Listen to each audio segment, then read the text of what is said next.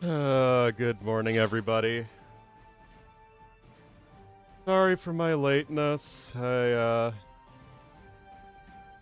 It's been really rough. These past, I don't know, 18 hours.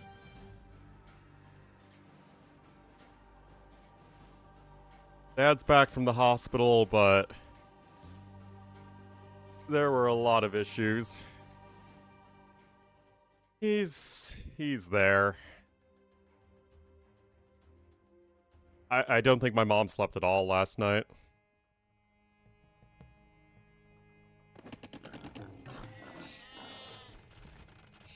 Thanks to you, I'm so sorry.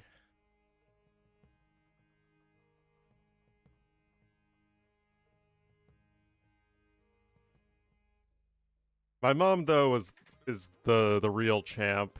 Anything I went through is paltry compared to what she did.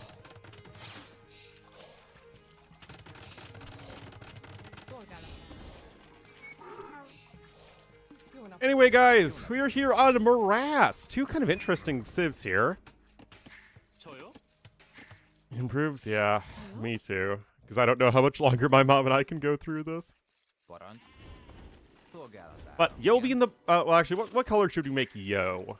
What's a good Yo color that complements purple of Barls? 준비.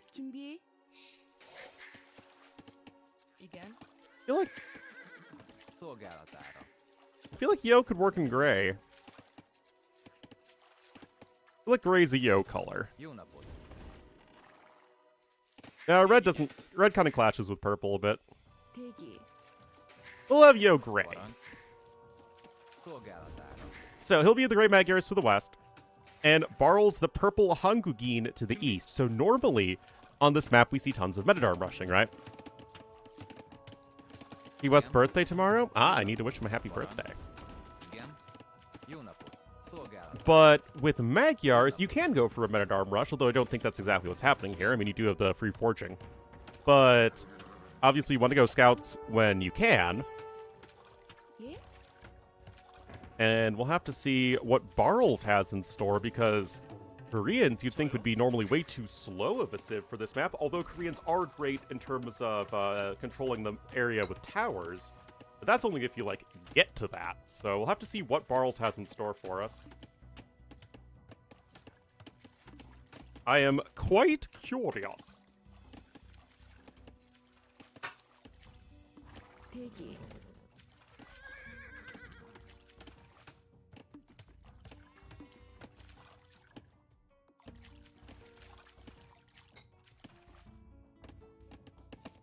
대기.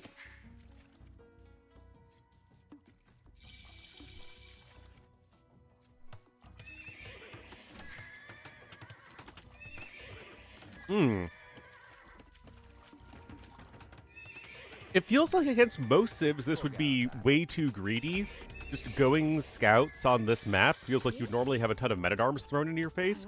That said, when you're against Koreans, I guess it's a risk that's worth taking. It's like, what are they going to do, Metadarms with Koreans? Thank you, Slovene Anon. 준비.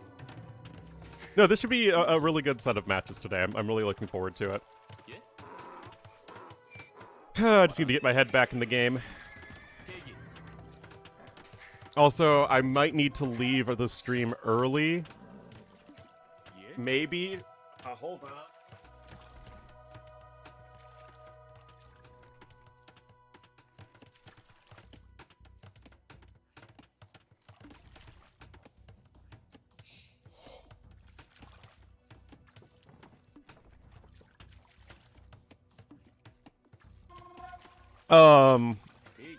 Because I need to learn how to administer an IV to my dad. Or an IV antibiotic. Double stable scout, what year is this? Oh boy.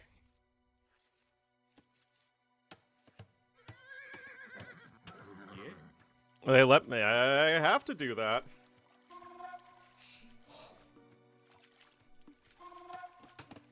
준비.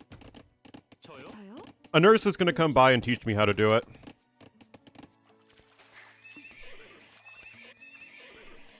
All right, Yo is mining a little bit of stone, a little bit of gold, so there's defensive tower number 2. And those scout numbers really are climbing pretty fast. That said, Barles has his happy little gated community over here, so he's not taking any damage. And so far, this is one of the most passive games of Morass I've seen in quite some time. Every single day, oh wow.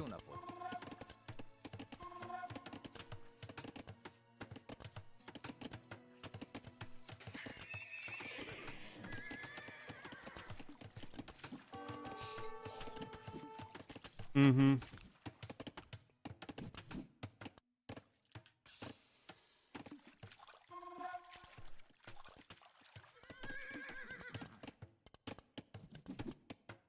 All right, blacksmith coming in, but that is a lot of scouts with forging.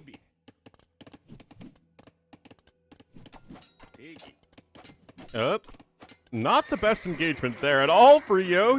That is not a pretty fight.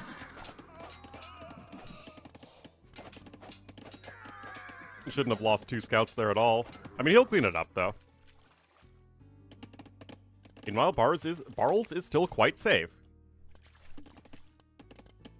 Checked for a bubble? Yeah, I guess you don't want a bubble, right? Subbed? It doesn't say that you're subbed. But I don't know. I'm sure there's a way I could verify that, but I'm not sure how to do that. Yeah, I don't see a badge. Is badge generally bad? I think it's almost always bad.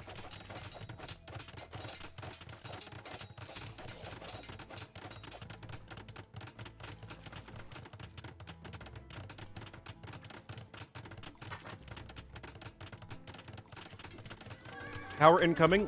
So is +1 defense. Tower goes up. Other tower will as well, of course. Make a difference? It does make it hard to push in Castlade with mangonels.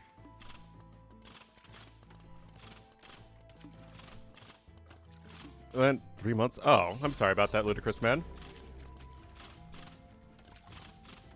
What a bunch of idiots. Well, yeah. What did the Romans ever do?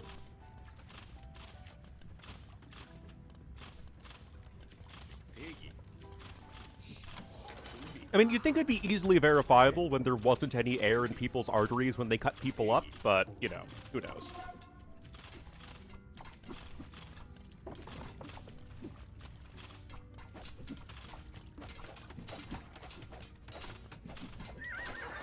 All right, big fight here, but that is a very efficient fight, I think, here for Barles. Oh, I'm so sorry, Mr. Corgi.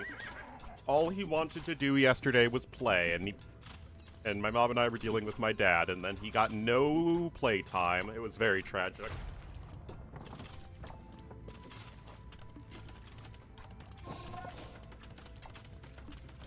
Mm-hmm. Yeah, that was a Korean bonus for a little while. Then they got the extra armor for their archers, and then they got the wood discount, and that's all much better.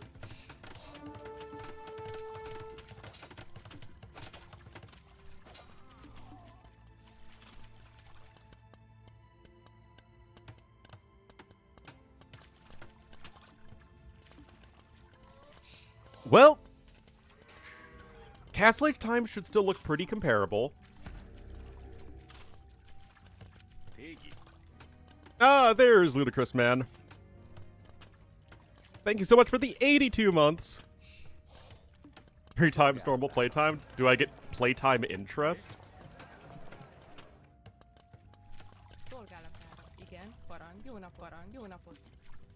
Oh, jeez. I'm doomed.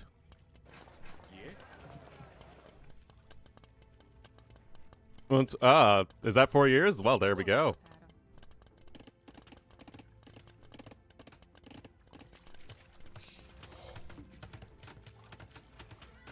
During yesterday's stream, I resubbed?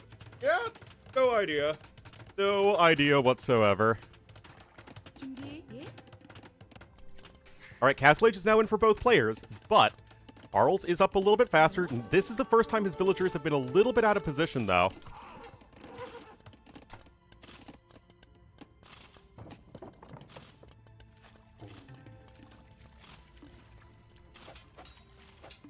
6 years plus 12 months? Yeah, that sounds more right. Anyway, going after the blacksmith. Oh, yes, I'm so sorry, Dash. 대기. 준비. 준비. Looks like just having to lead a lumber camp there. 예. Barl's still being annoying. He's got 10 spearmen. And of course, the thing is with the Koreans is that you have those fire lancers that are extremely powerful. 대기. 저요? And that will be online very soon. Do we have a second barracks? No, not yet. Oh, with a double poke right there. The triple poke! Yeah, Barl's, I mean, it's just been more efficient fights for him. Dash, my hands are full right now, man. Alright, first Koreans, guard towers it immediately. Korean, I mean, at the very least, his own fishermen are safe, and the Barl's fishermen are going to run out very soon. That said, Barl's is probably going to be going Fire Lancers right now. He's getting Squires. So, it's not like he's going to need that much food. Ebola. Oh my goodness, that's a good one. Frickin' Pedro de Vidalia Onion 준비. and Lautaro Root. The Battle of the Tubers. Alright, Barrels has plenty of vills on zone. He's actually getting pikemen. Well, I guess he has a lot of spearmen lying around, so why not? 대기. Husbandry and Fletching are both on the way, but there is no CA transition planned.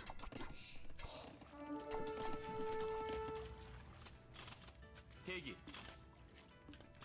Stone is at least denied right there. 쏘가라. Second TC for Barles. Yo, still cruising on the one. Pulling in the tower. Getting Pikmin. Pikmin is a delightful game that I recommend to everybody. Woohoo! Woohoo! Woohoo! I really enjoyed Pikmin 4 for the Switch.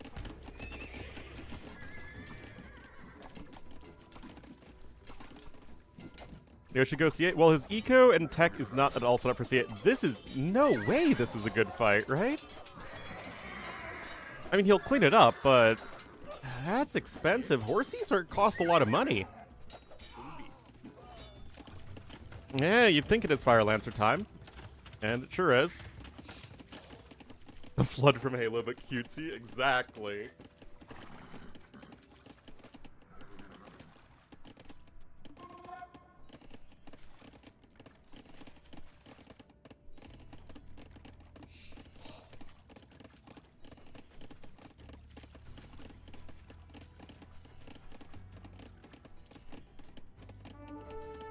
It's fine. Well, Yo is actually climbing a little ahead in resources, and that— oh, whoa, whoa, whoa, something about the fox in the chicken coop, guys!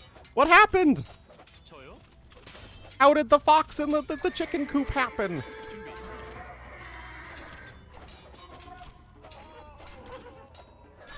The knights are gonna die, and to be fair, it's only 3 vills. Wow. 대기. Holy cow. That was making a terrible situation only slightly bad. Game speed? Yeah. Third TC coming in here from Yo. It's really been an odd one so far, just not what we typically associate with Morass. 이제.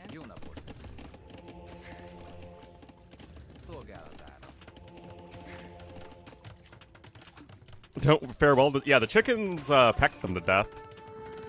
Game speed? Yeah, so what happens a lot of the time in DE and Capturage is that it will, like, try and always keep up with the current game, which causes, like, a very slight bit of lag, so sometimes it'll, like, speed up for a bit, and then it'll slow down, trying to compensate for it. Games? It's weird, but it's not unsuccessful. Yo is ahead by 800 resources.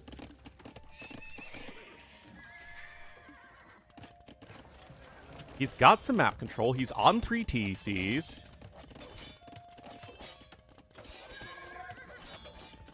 TC movement on Morass. That was so bizarre. I remember that one.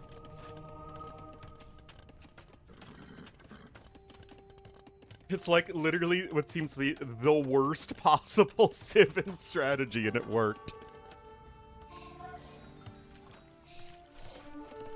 Bosaw coming in for Yo now. He does not have a single farm. We're going to have ballistics as well for those guard towers. 준비. 대기. 예. That was an AC3, I think, right? 예? Or 4? Wait, I wasn't there for that. No, so yeah, so it couldn't have been an AC3. Yeah, it was 4. 준비.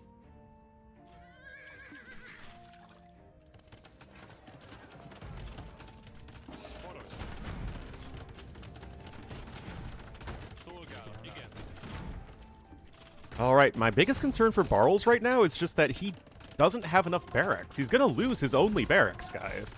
That will not well facilitate Fire Lancer production. The button one? Yeah, I remember that.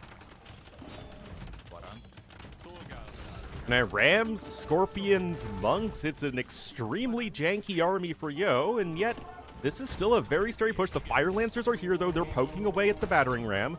They will get the kill, hop right back into the tower, although the tower will actually die fairly quickly to the Knights.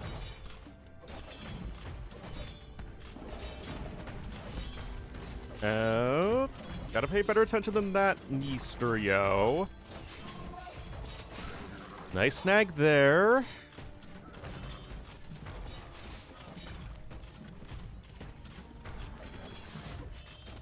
Yeah, the button is literally still in the game.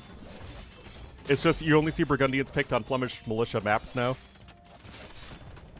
Oh, that's a second rocket cart, guys. And rocket carts, very good at sniping these towers. Remember, rocket carts are better than mangonels against buildings before masonry. Hangam. 대기. All right, Horse Collar just now coming in for Yo because he literally hasn't had to seed a single farm all game long. Whereas we do have that for Barles. But like I said, the good thing for Barles is that his army does not cost any food. Just monks, rocket carts, and fire lancers. And now here comes the good old Magyar Castle for Yo. Both players are housed at the moment. Oh, no successful conversions right there. That's one splat. Fire Lancer converted.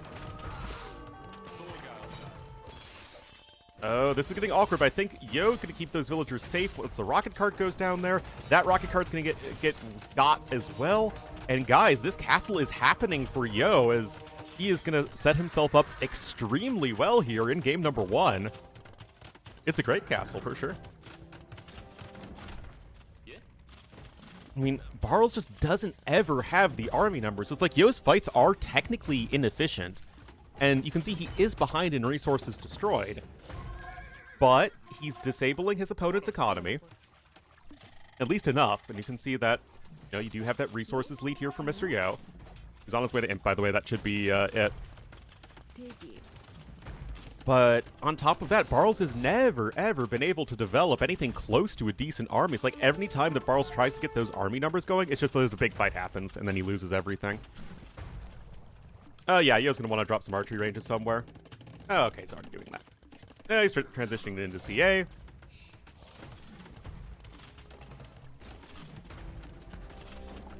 Like I said, oh, castle coming in here from Barles. I mean, this is a great castle, and if Yo wasn't on his way to Imperial Age, I'd think that, you know, you could probably turn this one around.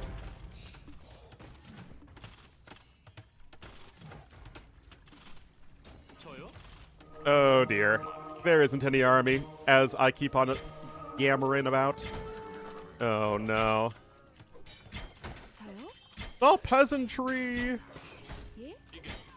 소가 왔다. It's always the peasantry.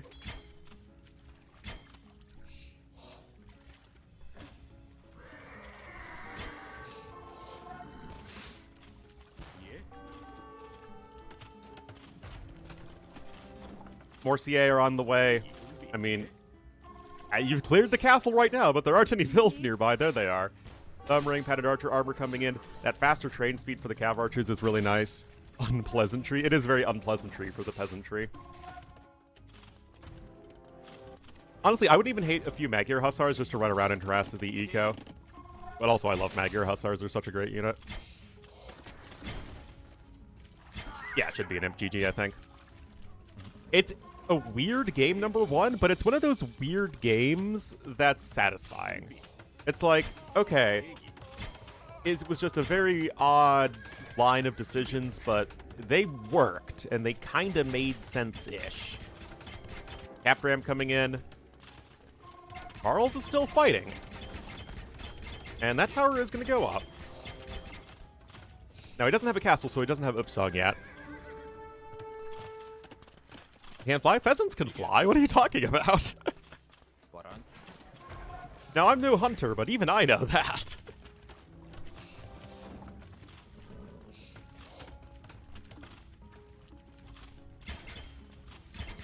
Yeah, only 4 vills over here. Honestly, would it be the worst if Yo went for his own tower? Yeah, okay.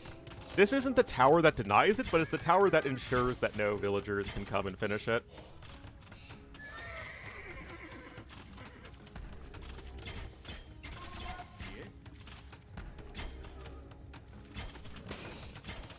And we all know, anybody who's played Dracula 2 knows how amazing Magyar guard towers are. Ostriches? Ostriches are not pheasants. Okay, there's Gambeson's in, but with the capped rams here, those towers are going to go down. That castle obviously isn't happening. PCs are getting wrecked, and Yo is certainly taking game number 1 here. Barles has 3 army. Now, unless Yo is horrendously not paying attention here. What do you know? He is. Not too sure what Barles is thinking at this point. He doesn't really have anything going for him. Yo is developing, of course, the far better late-game army.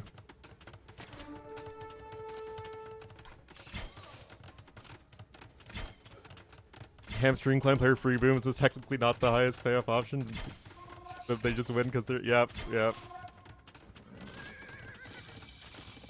Alright, chemistry in. Of course, we got our lovely East Asian keeps. You know, with so many Asian ships being good at towers, at the very least, they have really great looking towers.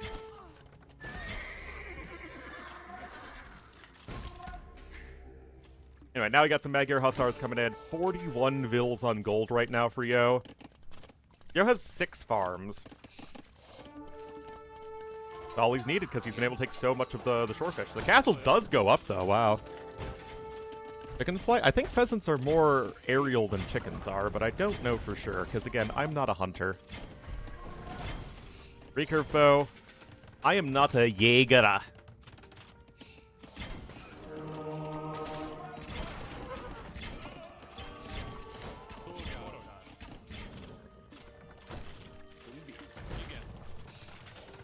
Alright. CA upgrade slowly but steadily incoming. All those injured CA are getting healed up. Barles has 6 army, guys. I mean, what do you want me to say? There's Upsong coming in, but, I mean, it's not like you have all the stone in the world.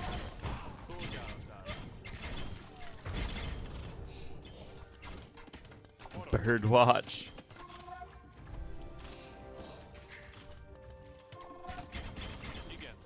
Anyway, the Rams are kind of a cute play, even better against the towers specifically.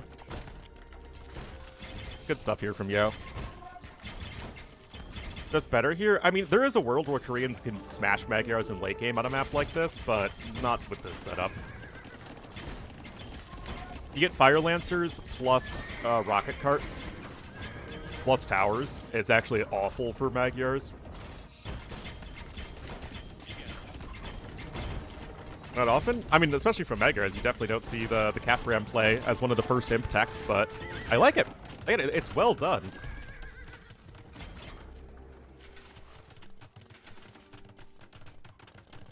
Book on the ground. Book on ground it into bushes.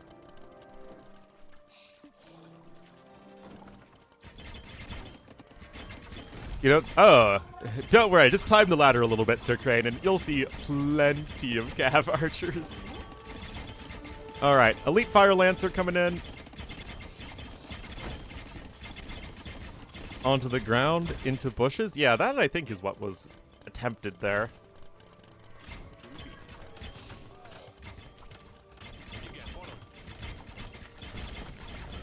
Is the why to play right?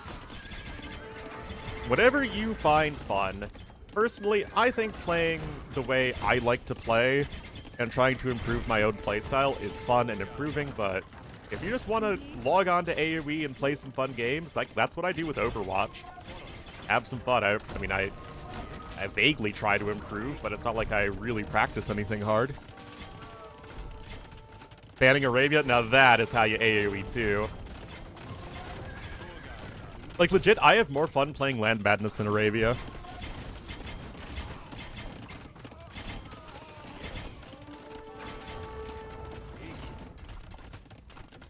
Eco upgrades like a pro player? Yeah, Tato, take notes.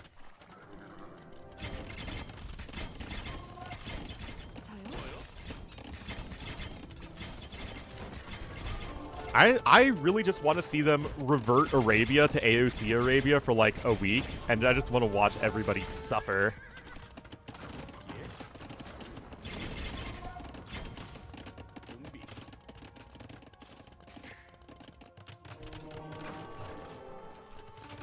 Always needs more pawns. Starting TC? Exactly.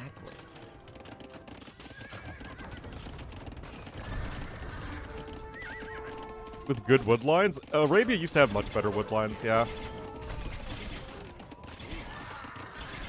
Why would they suffer? Because it's a lot harder to do, like, small walls into defensive skirmishers into Castle Age and boom with CA.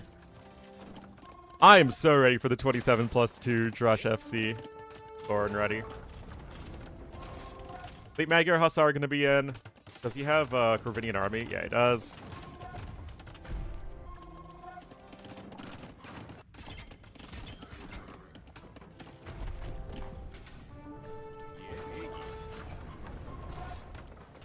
I seriously don't know what Barles is doing here.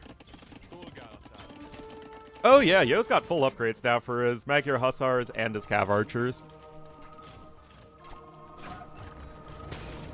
Yeah, I guess he's just warming up. It is his right to do so.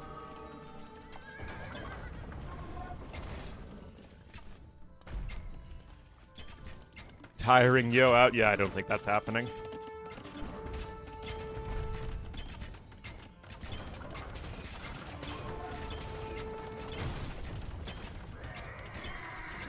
Oh boy.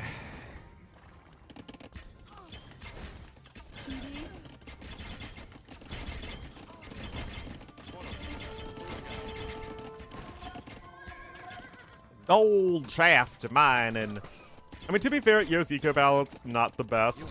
19 vills on food, 71 on wood, but there we go. There we go. Yo, I mean, it was a very close and competitive game until like mid Castle Age.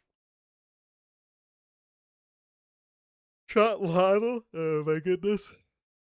Was he Aztecs? Yeah, I mean, it was pretty competitive up until like, you know, around here-ish. But Yo able to wade his way through the murky chaos and take game number 1. Oh, the Musica? Who doesn't love the Musica? Against Persians? I mean, you'd think that even in DM, monks would be too slow. But what do I know, man?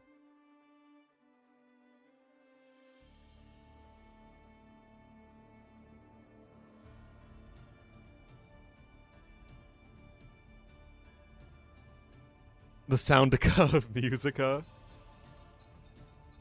The hills are alive with the sound of Musica.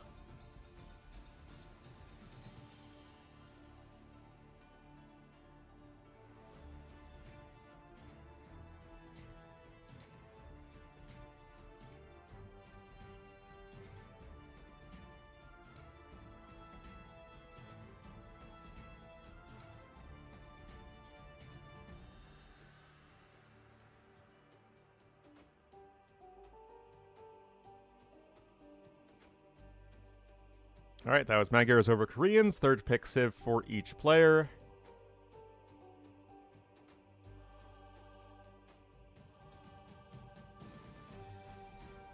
Poor Akkas. They should get +1 range and train faster.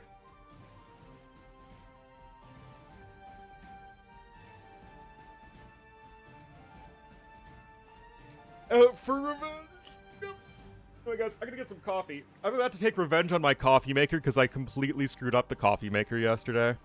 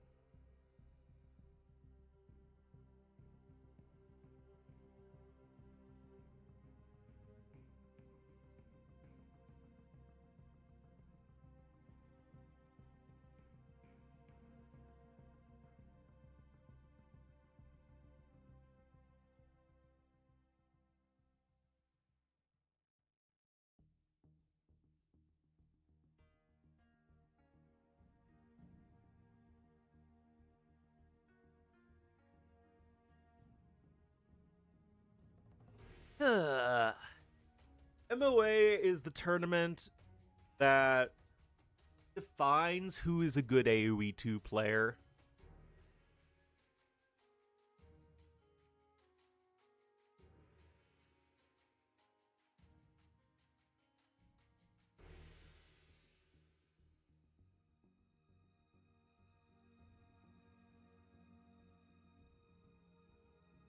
It's like we talk about competitive integrity in tournaments and like what tournaments are really the best for determining who's the best at AoE 2. It's MOA.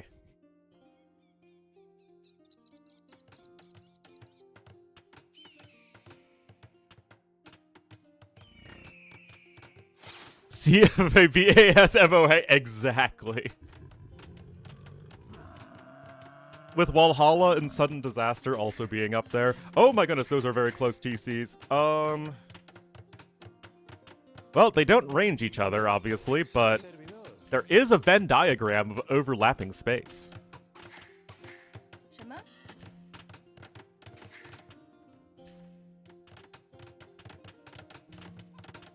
Best memes? Absolutely. TYG, man. MOA stands for Masters of Arena.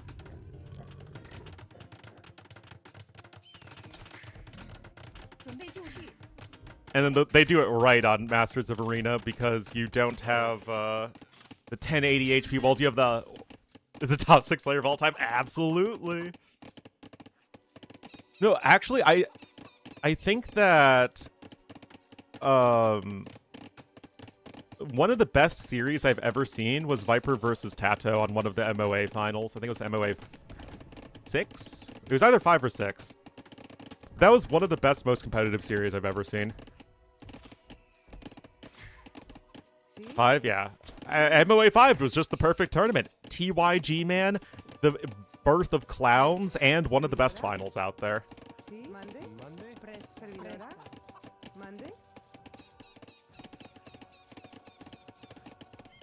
Turk champs. Yep. 何种命令？ You guys know.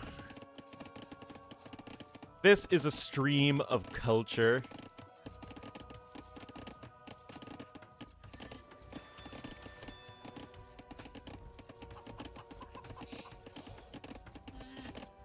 Who won Viper? Tato? Tato won, yeah. See? See? It was a full 7-game series, though, and it was really, really good. Wait. Servidora. 什么？ It is kind of sad. Wait, Viper won? I thought Tato 何 won. 种命令？ Oh, wow, I guess I'm misremembering. 什么？喂？ Oh, jump for it! 何种命令 Presta. Jump, jump, jump, jump. See? Anyway, Chinese here, I'm not 100% sure why China. Oh, that's why. 准备就绪。 Yeah, Chinese are great here because you can dock and then have minimal idle TC time.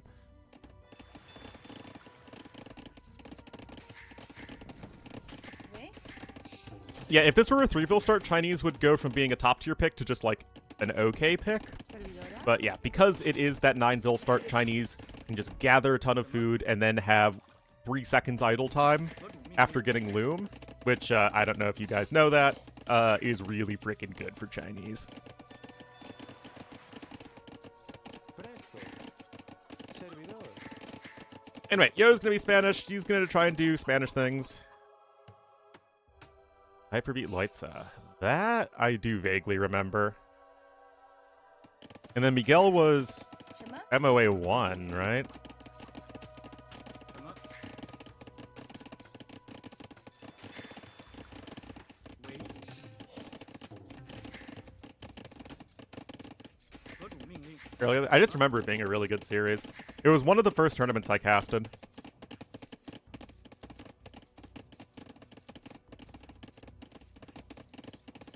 That got no, that was NAC, and that wasn't even on Arena. That was on Hippo Arena, which was basically Arena, but Burgundians were even better.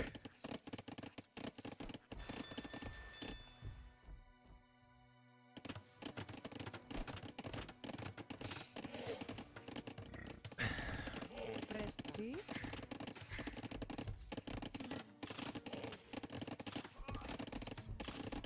I mean, if Hero won the tournament and it had Arena in it, you know it wasn't a real Arena tournament. Monday? See? But Arena, I'm sure he did. It's one of those concepts that was cute, but just didn't really pan out. Presta. I mean, it's Spanish versus Chinese. It's Chinese going to try and leverage the big eco advantage, especially try and win water, and then defend against the conquistadors. That's how this game is going to go, guys. See? Wait.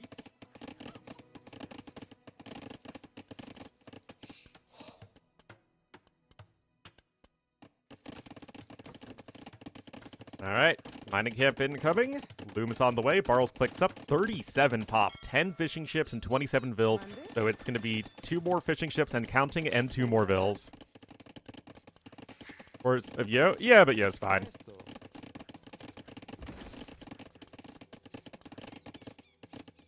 Getting a hippopotamus for Christmas? Yeah, that little kid didn't know what she wanted.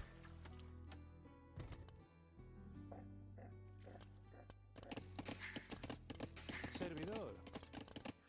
Little kid did not know that hippos kill so many people. And they just destroy pathfinding. Monday? Oh yeah, that Slam won it. Servidora.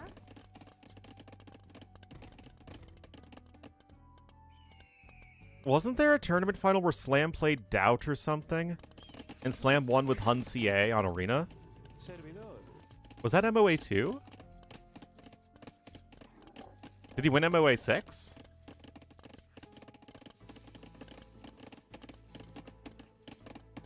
It was like, I thought that was on... Oh no, he lost it out. Okay, but it's like, I thought that was on DE. See? DE fighting, yeah, yeah. Presta.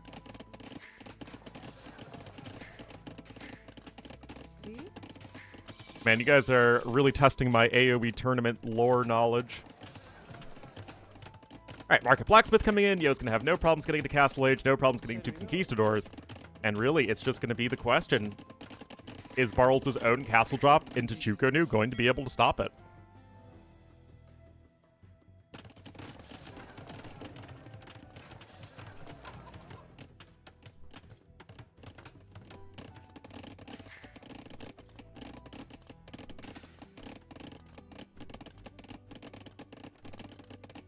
Kill Conquistador? In large numbers, they're going to be efficient, but in small numbers, not really. Anyway, we're already going to pre-castle war with the towers here. Except Yo's only using low HP vills, which I'm not the biggest fan of, but... We'll see, we'll see. Yeah, a lot of lag issues so far. I think that's a DE issue these days. Wait a minute. Jordy knows, right? Yeah, or Scotty knows, my bad. Well, yeah, I mean, it's just Chinese things.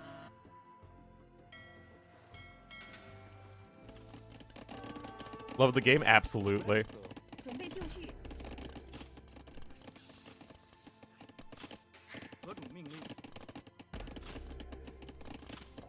Anyway, got some Hulks coming in for both players.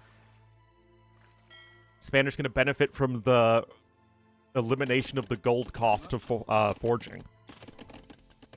And conk hard enough. Of all the players that I generally believe in their ability to conk, Yo is up there. Yo, Vivi, Doubt. Who are some other proficient conquistadores?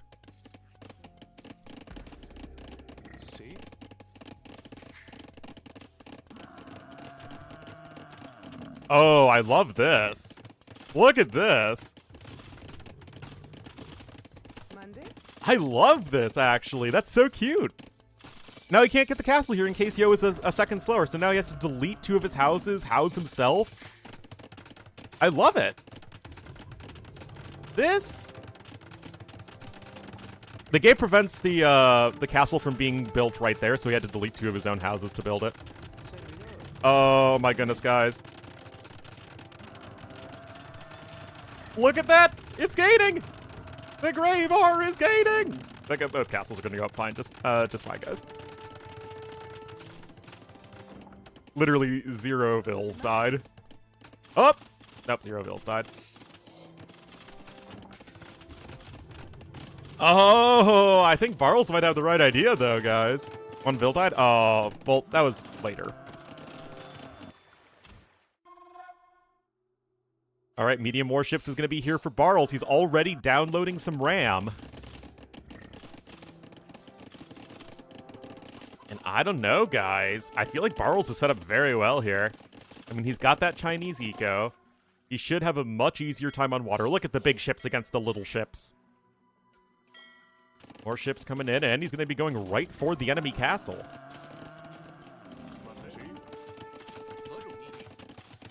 Love the vills there. Presto. Guys, remember when civs that had super powerful units were balanced by big tech tree holes and no eco bonus? Then we have Shenbei Raiders and Tiger Calf. 1,000 wood and 700 gold each. Exactly. Alright, remember, conks actually get... careful there. Extra bonus damage versus rams compared to most gunpowder units. Most gunpowder units get 2. Conquistadors get 4. Also, they have the faster attack speed. Not because of Spanish, but because the unit, for some reason, has an attack speed of 2.9. It was... And yeah, castle's gonna go down. Now, Yo isn't too far away from castle number 2, but obviously this is a huge win for Barles.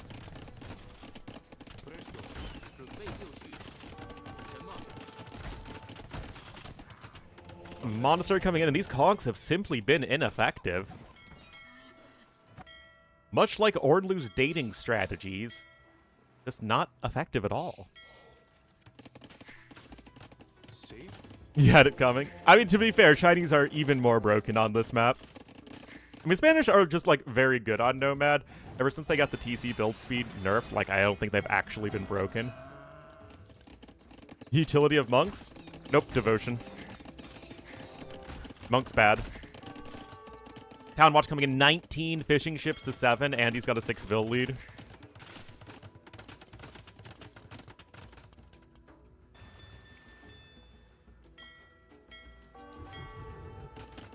University here. I wonder what the university's for. I wonder what that House of Booklarden is going to do.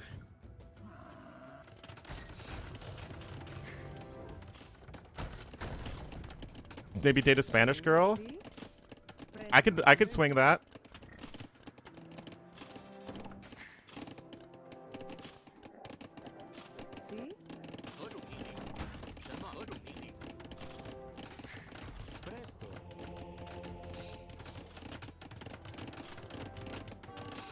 East door coming in.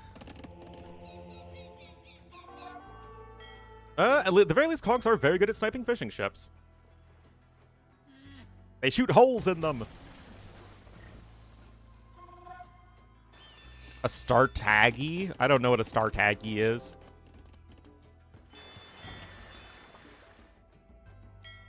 For blacksmith upgrades? Oh, yes.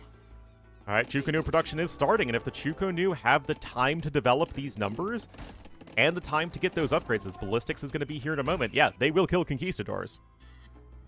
Monday. No, I think the phrase is Yodai. I think that is the grammatically correct phrase. All right, this is where the Kongs are at the best, though, trying to snipe the Chukonu when they're in low numbers. IRL? No, it really doesn't, actually. Bodkin coming in, at which point the Chukonu will match the range of the conquistadors. English is not your native thong. I really don't want to know what your native thong is.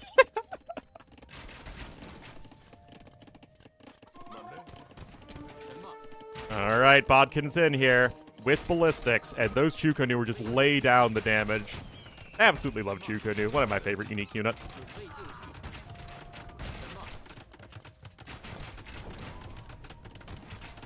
I mean, great micro from Yo, but there's only so far that the good micro will get you. Monday?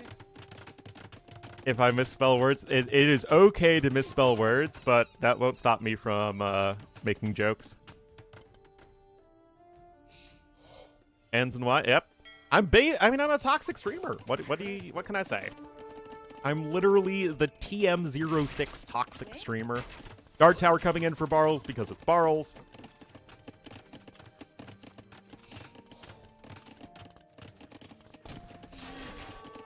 Nice snag there from Yo, but again, it feels like this is simply too much of an uphill battle.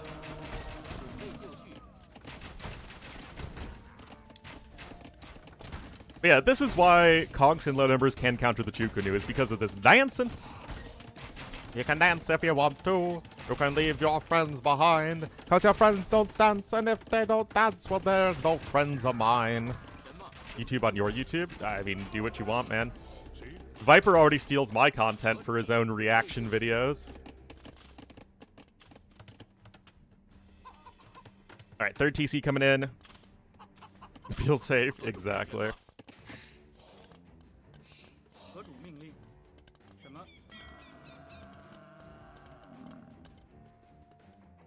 Alright, gonna try and add another TC here as Yo, but this feels much like Barrels in game number 1, where it just isn't working out. Like, Yo, it's not you, it's me. No, but in all seriousness, I do think that it might have been a bit better if you went for the second castle instead of the guard towers. I mean, I know Barrels loves his guard towers, but getting that Chukonu production much better would really help deal with those conquistadors.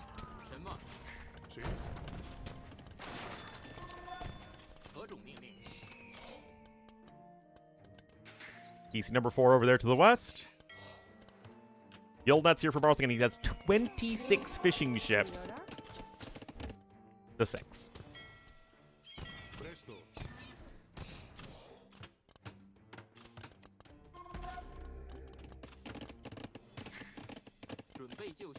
准备就绪. Yet ho ho ho, are you Santa?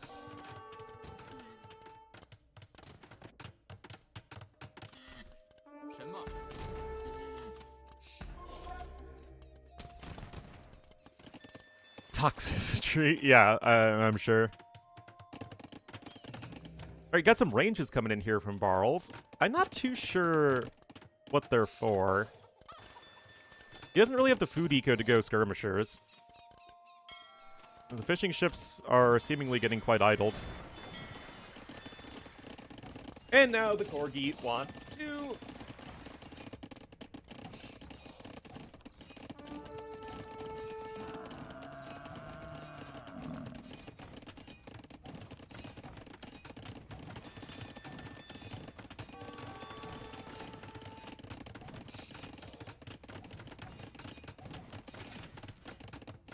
Two sets a day? Yep. 2 sets a day.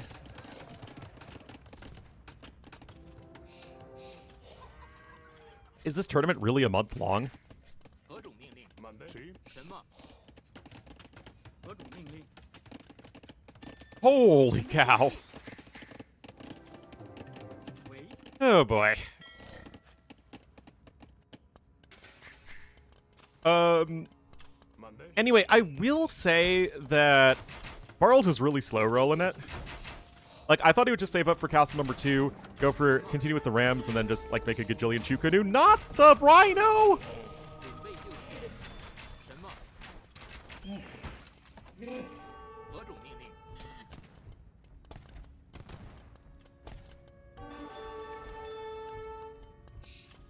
I called microdosing.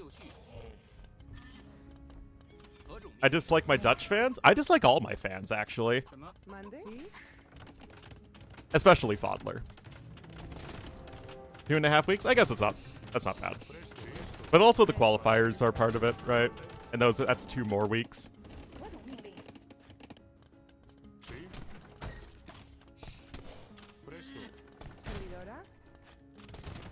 That's very funny.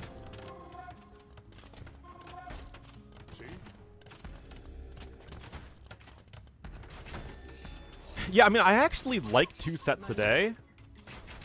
I think there's something to be said about having a broadcast that's like an actual reasonable length of time that you don't just expect people to sit 8 hours a day all week. I mean, it depends on what your tournament's going for. Like, big weekend tournaments are super exciting, and I think they have their role. But then you have, like, these more long-form tournaments that, you know, you at least are not completely inundated with games.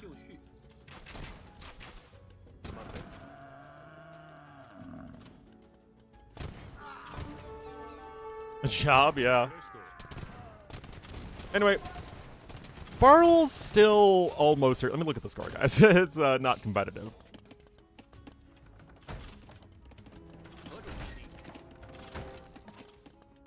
Monday. Presto.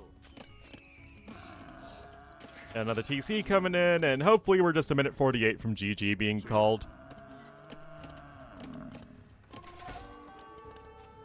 Literally, we are in the... Yo is in the next lobby. So I'm going to go with a yes on this one, guys.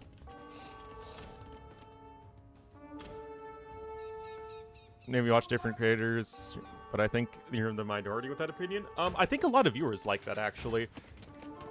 And I think it makes for... I think qualifier day weekends are really exciting for that because there's so many different games going on and there are different people covering them and there's just a lot of exciting AoE happening. Hosts don't like it, though, because it pulls viewers from their own channel.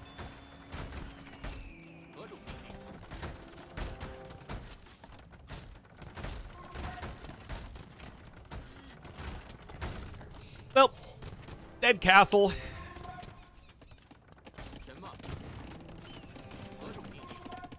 NFL Sunday? Exactly. You can watch your favorite players or favorite teams play.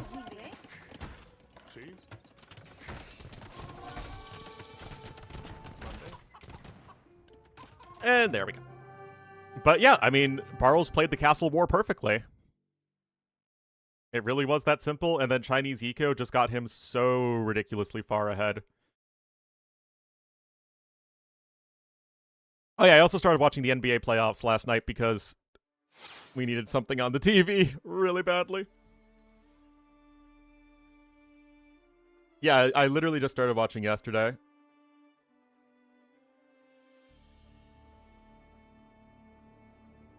Alright, that was Barles' #1 home map. That is the Chinese over the Spanish.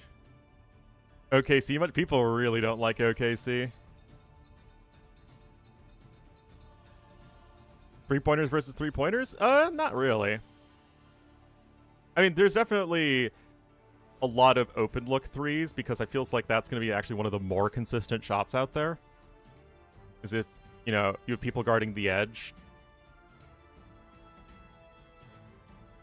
But yeah, no, there were a couple times though when the flopping got called out by the refs and even the commentators. And I'm like, good. I would not be ashamed to see a technical for a flop.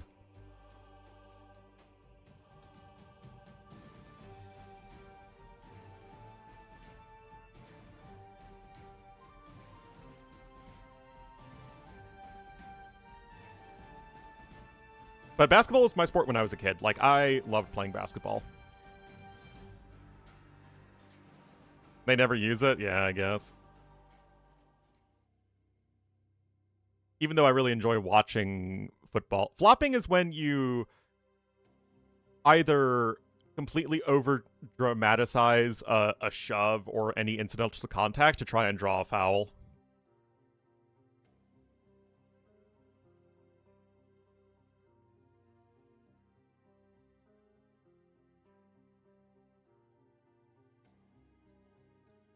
Oh, they do it in American football, too. It's really annoying. Yeah, it's the exact same thing. We learned it from the South American and European soccer leagues. A contact sport? Yeah, but there's a lot of contact that isn't allowed. Otherwise, you're just going to have people dying on the field. You sprawl on the floor pretending you just got shot? Exactly. I mean, Chet Holmgren basically did that last night. It was like a little shove, and he just like, whoa! Just completely was ridiculous.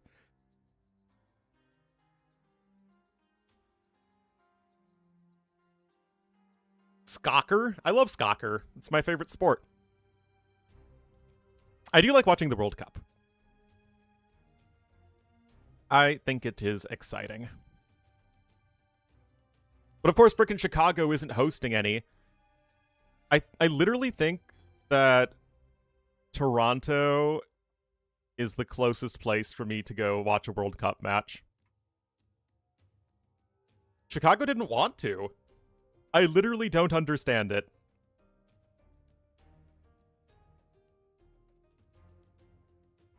Running into each other, and that's why we love it.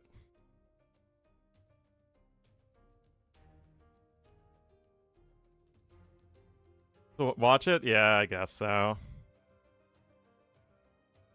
Oh, absolutely. I think that all sports fans from any sport would be like, ugh. Get some in indie? I'd absolutely take a road trip to Indy. Indy actually is really good for hosting sporting events. And not much else.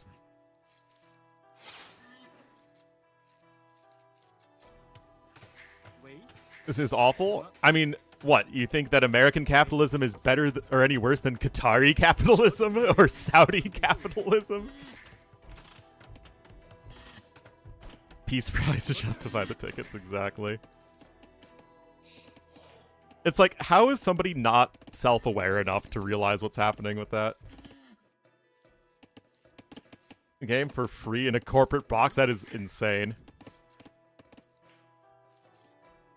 Especially because you're at SoFi, which is one of the best stadiums in the country.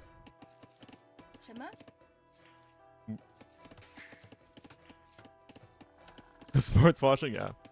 No, it wasn't banned. Actually, how long is it a drive to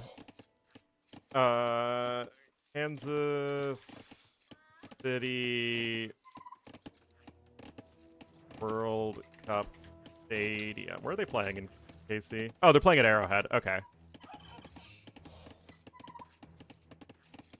That's where the Kansas City Chiefs play. How long is it a drive? Who's the starting point? Where I am, home. Oh my goodness. Jeez, it's an 8-hour drive still. That is not pleasant. I don't know if I'd want to do that. Is Toronto closer? I think Toronto would be the... No, Toronto's 9 hours, I think.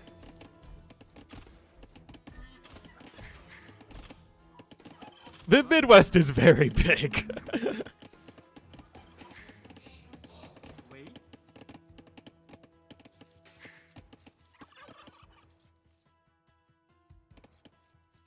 Justify getting Saudi Arabia to host it? Where is it in 2030? Is it going to be in Italy? I think it should be in Italy. That way our Italian friends can know what it's like to feel World Cup games. Portugal and Spain? Well, shouldn't that be a good couple countries? Wait, Spain, Portugal, Morocco, Uruguay, Argentina? What?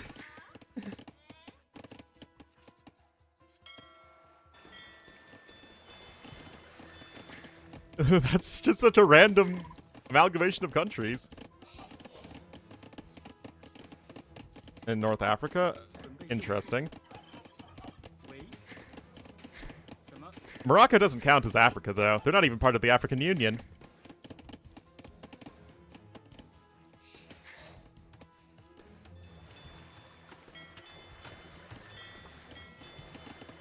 All right, so anyway, I mean, it's immersion, it's hybridy, doing hybridy things.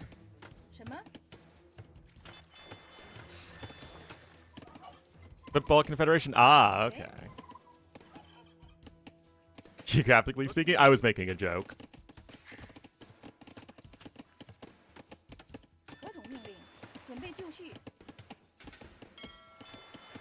Morocco is the only country in Africa that isn't part of the African Union.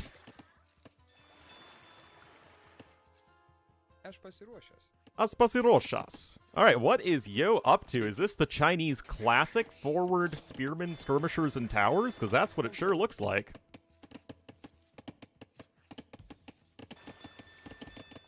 Barracks coming in.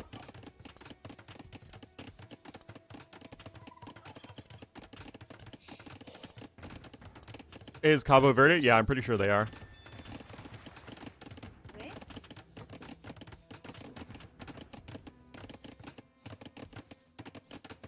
Three banks in a trench coat.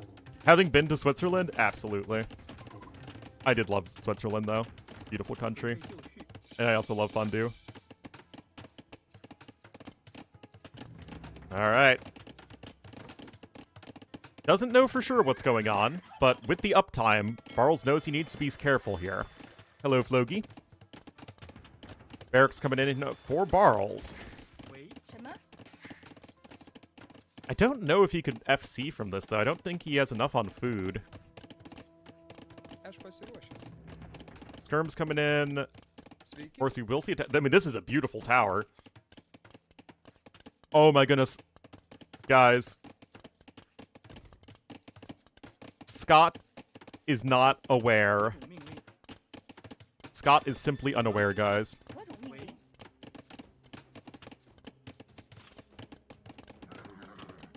Oh my goodness. Ow.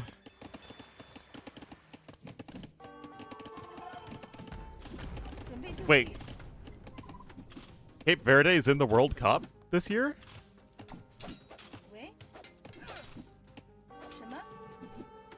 How did they qualify when Italy didn't? Is Italy that bad?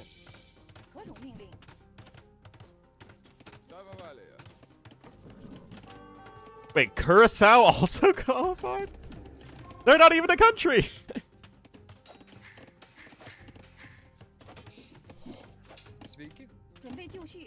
Separate qualifiers? Ah, okay. That seems like it makes sense then.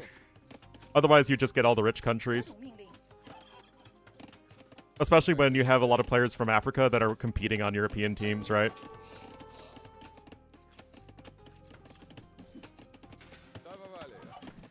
All right, we got some men-at-arms here from Barles. Especially France. Yeah, yeah. European countries. Which, again, it's like, what is the point of the World Cup? Is it to demonstrate who the best players, the best countries are in terms of soccer football? Or is it to, you know, foster some sort of global, you know, competition and goodwill around a sport?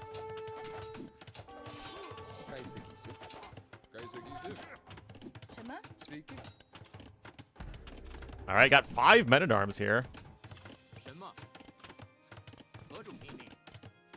First option, but then they would have to make it so that you could only play for a country if you were born there and have citizenship.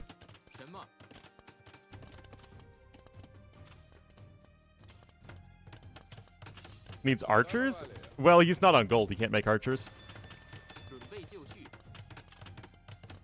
Underrepresented? Yeah, yeah.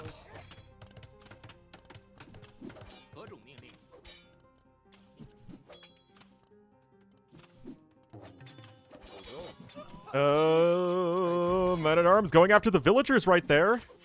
One vill will go down. I mean, the men-at-arms with the HP regeneration are quite nice.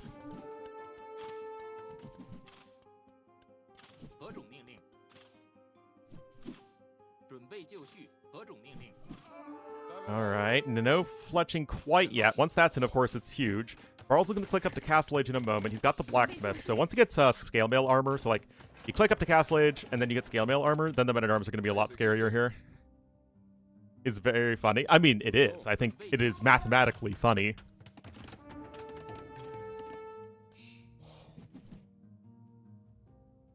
Well, hey, I just watched 41-year-old LeBron play well last night, so some people are ageless.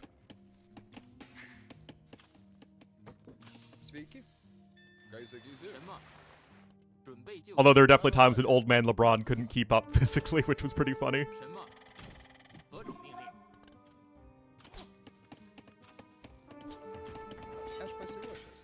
Another Vill goes down, though, guys. Yo is 1,000 resources behind. Arl's up to Castle Age, so really it does not feel like this has been sufficient.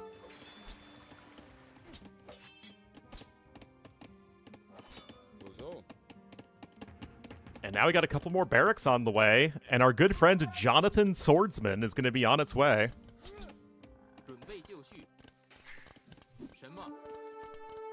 6 villagers killed as well by Barles. I mean, he has played Yo like fiddle.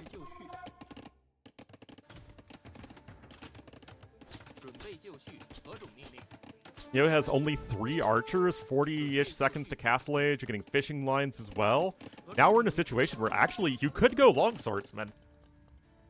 I mean, I think no matter what, you get long swordsman. The question is, do you then go for more long swordsman, or do you go for gen swordsman? I mean, I thought this would be a good competitive set. Castle Age is on the way here for Yo, but obviously it's going to be way too late.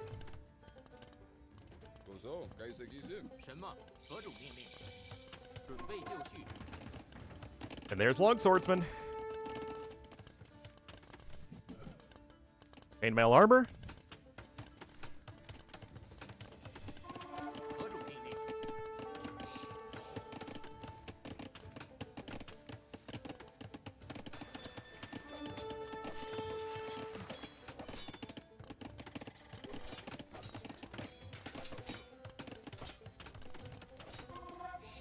All right.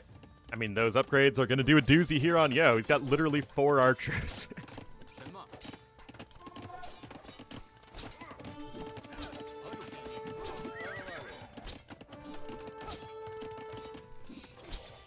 You can see those archers are woefully insufficient. Woefully, I say. More long swordsmen incoming. You know you love to see that. Even if it is the Wu. I'll take the long swordsman play when I can get them.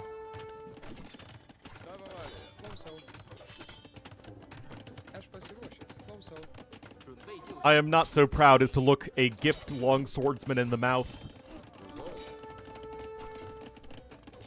Arson coming in as well. More swordsmen. Honestly, the eco of Barls is actually set up better to go for swordsman anyway. PC over here on the outside. It should be an arrowing range of that tower, I think. Otherwise, why build a TC there?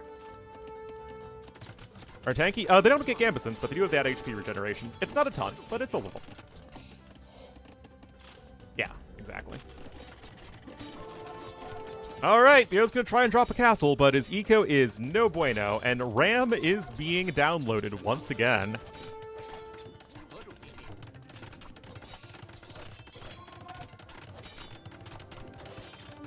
Literal lines of blood appear in Yo's base. A whoopsie. I would argue that everything about the 3K civs was a whoopsie. It was just a stupid expansion that was way too clearly decided by some corporate head.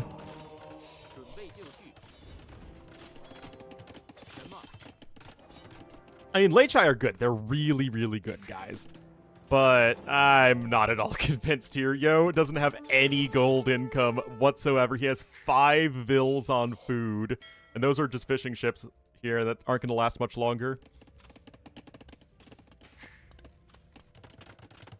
Charles' third TC is coming in. And, I mean, after a very good game number 1, these last 2 games have just not been very good for Yo. This was Yo's home map. The other ones are Bosmo and Skakuza. So both very different, but more like game number 1, right? 69 HP Halbs? Yeah, that is pretty great.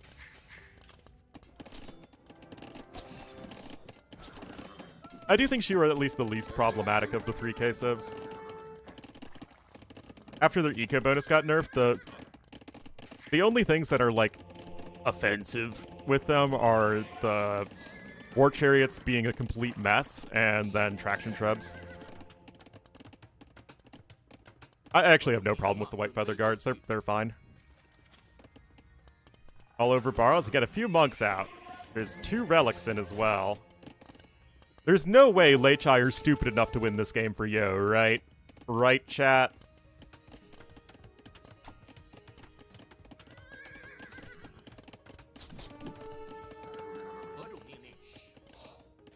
Chuko ARPs? I mean, I'd rather just have Chuko new, but yeah. That was only 1 conversion.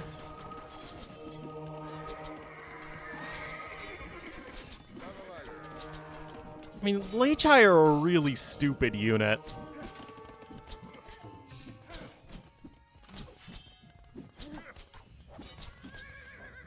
No way this is even remotely competitive, right? Yo's back on gold.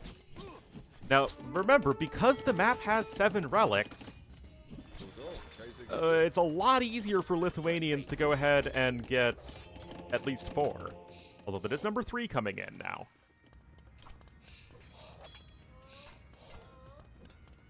I mean, again, I don't like the shoe. I mean, didn't I put them all in the major changes needed tier? But, like I said, I think she were at least the least problematic of them.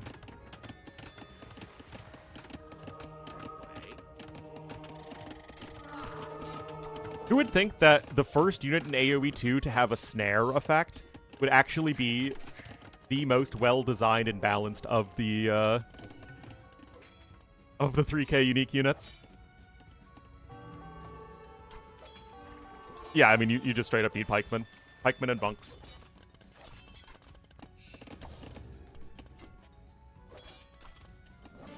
Devotion coming in, of course, is very nice. Oh, boy. Again, like, this feels like a game that shouldn't be competitive at this point. And yet, here we are. Yes, the eco for Barrels is leagues better, for sure. Yo's only on 2 TCs. He is adding a third one in right now. But I have very real concerns that Barles is straight up not able to kill anything. One monk goes down there. Honestly, Yo keeping these units alive is really nifty for helping snipe monks.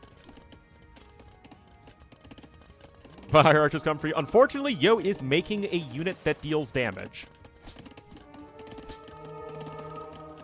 Oh, Barles has to be careful. Another monk are gonna get sniped. I mean, you can jump with the monks in and out of TCs all day long, but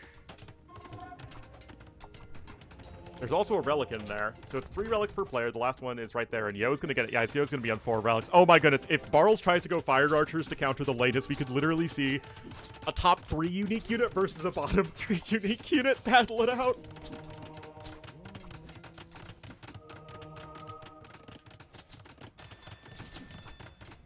I'm really concerned for Barles. Like, I mean, yes, his eco is set up fantastically. He's getting a defensive castle. He's got a lot of monks right now, although Yo is coming in here with some scoots. Devotion, Scout, Cavalry still gets converted.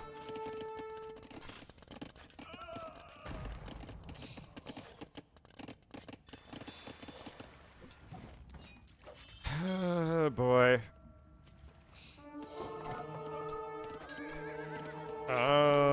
Yo's gonna get those guys converted. I guess the deletion there. Wheelbarrow coming in. Yo's pretty close to castle number 2. Oh my god, he's actually going fire archers. Barles, what are you doing? Barles! Guys, I don't think this is barrels of fun for Barles.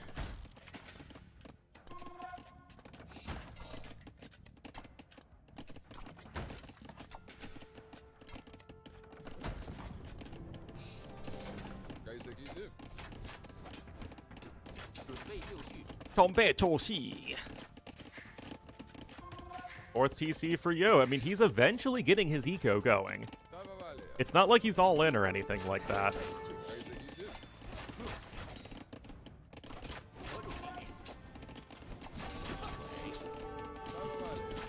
Gonna take down the forward buildings, but then you'd think he'd have pikemen at least.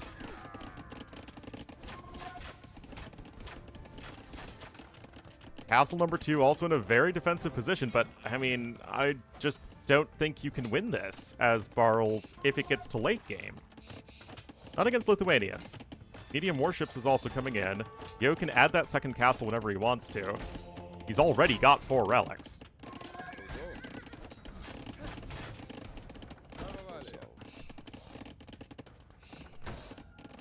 You want to see that second castle, though? I mean, the thing, Barles isn't just like a little bit ahead economically. Barles is laughably far ahead economically.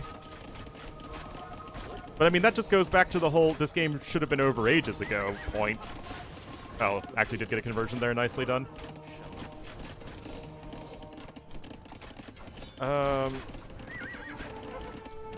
Well, at the very least, Yo has literally 0 blacksmith upgrades in.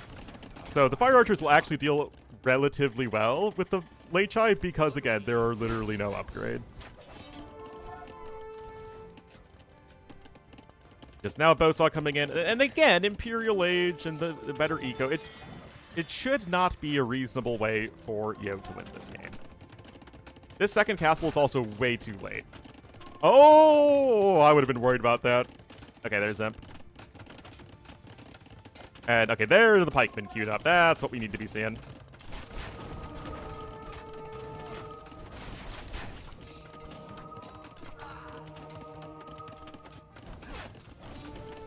Not too sure what those villagers are doing.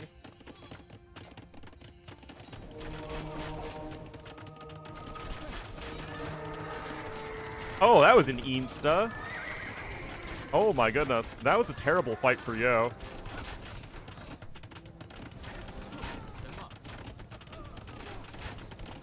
I think Yo might want in. Okay, castle's in. Mango's out even.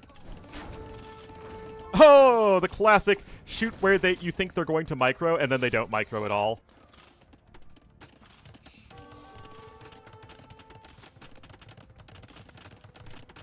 I mean, guys, Yo is on 4 relics and 105 vills. His eco upgrades aren't a disaster either.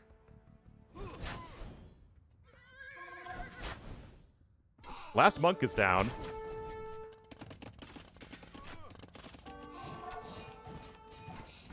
$14 to 16 fishing ships. Yo's happily fishing away there. Still some fishing ships there to the north. Handcart, heavy plow coming in. Heavy plow for Yo as well.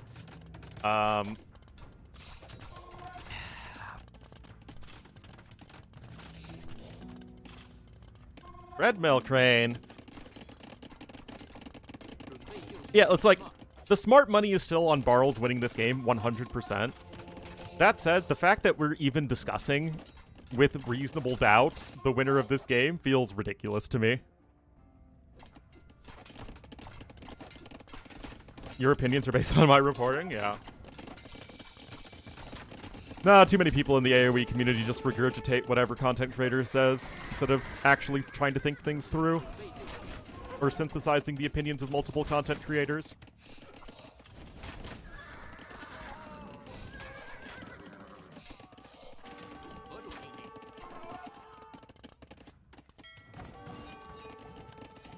I mean, that's true, and Yo's gonna start getting some skirmishers out. Remember, Trax and Trebs are so bad at pushing.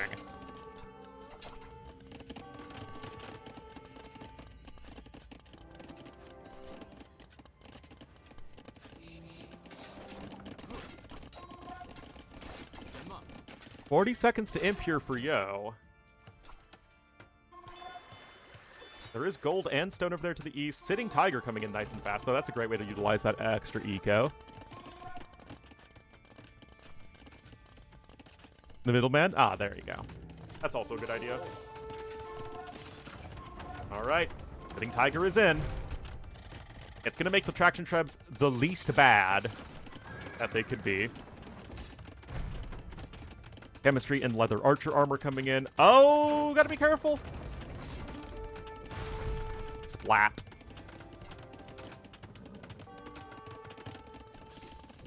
Oh, the forward blacksmith. You love to see it. I don't know, guys.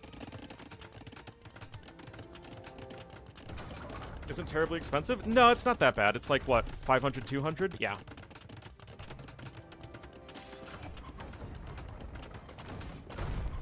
How was it? It was very one-sided. Okay, Zweihander coming in.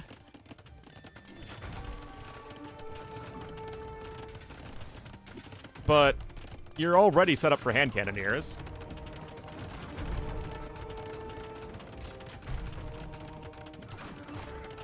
I mean, the traction traps, even with Sitting Tiger, are so freaking terrible, man. Again, it's like Traction Trebs as a Bombard Cannon replacement, insane. Traction Trebs as a Trebuchet replacement, awful. It's such a weirdly balanced unit. Oh, which one there? Why is Yo doing that? Don't do that, Yo. There you go. That's called utilizing your noggin. And you go, no, go over there. Oh, jeez. Repairs are coming in. Oh, wow. Actually does snipe the trebuchet. I mean, Champ is in, but you literally have hand cannons out already. Zweihander? How is it? Don't let the Lochuan get converted. Lochuan was just converted.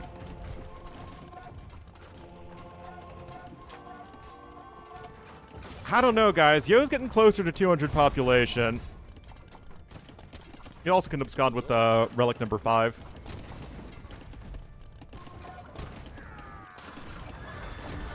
Oh, so it's Zweihander? Oh, look at that relic jumping over the hand cannons.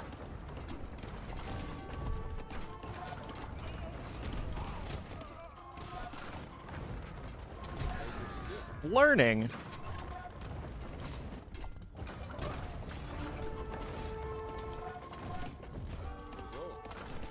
Guys, can I just use this game as, like, case in point of why I hate the 3K civs.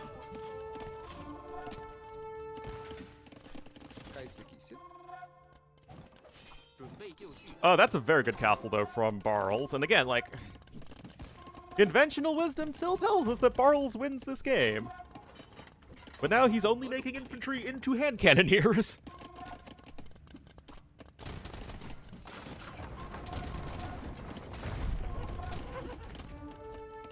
Hate immersion? Oh, yeah, that's using my noggin. Oh, no. Oh, no, guys. Stupid unit. I know, it's a hate party all around. I mean, you still have all the map control. Yo is stuck on 2 castles. But now that the hand cannons are coming in, you're just going to switch right back into Lechai. And again, he's on 4 relics and possibly 5. That one obviously still in no man's land. And the traction traps are really, really good for stalling out, but they're terrible at pushing.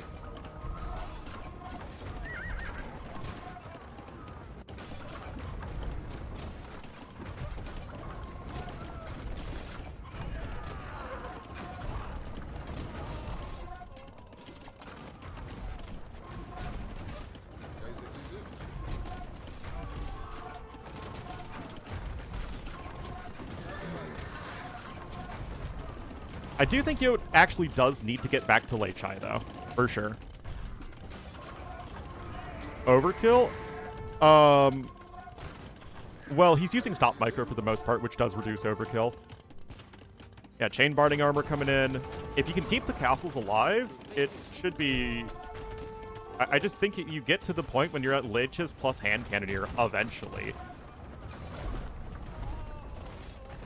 Snipe the traction traps when you can, of course. It's still the best thing that Barles has at his disposal.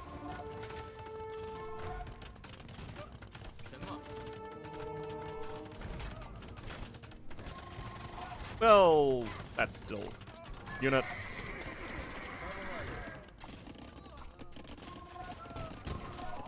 Already Halbs queued up. Again, having control of this, I love for Barles. If anything, this area being under his control could win him the game. If you look at the res collected, other than a little bit of gold, Barles is way ahead in everything else. Late mail armor's coming in, though.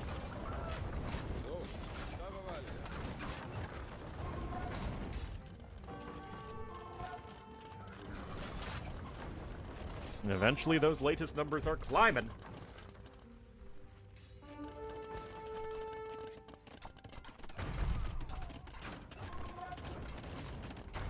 It's even more attack from relics, ignores armor. Anyway, that Lochuan is very annoying. Held on there from Barles. Does lose another traction trap, though. Remember, Yo has literally 0 stone. If he can secure this, that could help him for a while, though. But, he literally cannot repair. There's Redcliffe's tactics coming in.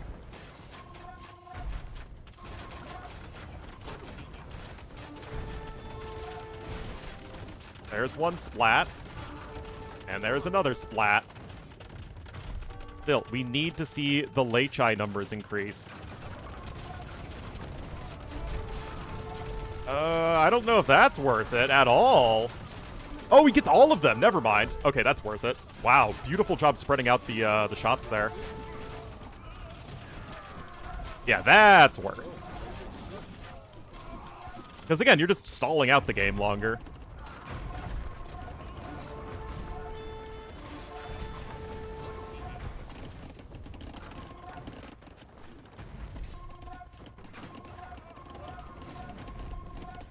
Not the mill! Great. I think Barles really slow-rolled it in mid-game when he didn't have to. That said, Yo is playing well, and he's got a very significantly better civ.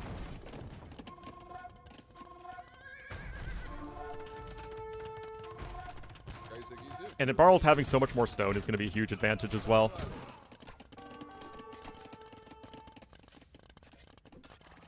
They have iron casting in. Vills are going to start to get sniped, but Yo has a gajillion and 3 idle villagers. Those traction trebs are also super dead, though. Gonna get that grab, but you lose a bunch of traction trebs in the process. This is also happening, though, and Yo can't really defend against this. Like, I mean, look at the eco difference, guys. It literally shouldn't even be remotely competitive.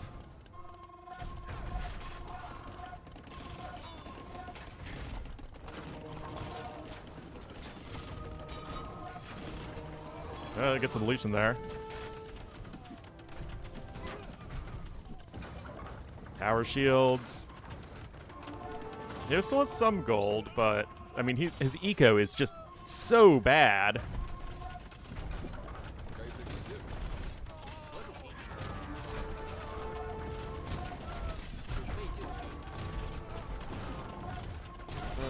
Yeah, I can't keep that castle alive. Now, the infantry will be able to snipe most, if not all, of the trebs. But the most important thing right now is for Yo to keep his castle alive. Actually, wood is a huge issue for him. Another castle is on its way. This map really doesn't have much wood.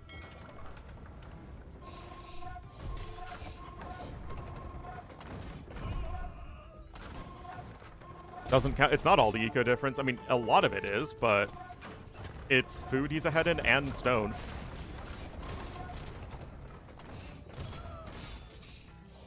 And also, having literally any amount of wood income is very important. But yeah, those vills are all going to die horribly. Like, Yo's population is just dropping, and I think he might just lose this on map control, or rather lack thereof. Might try and go for that wood line.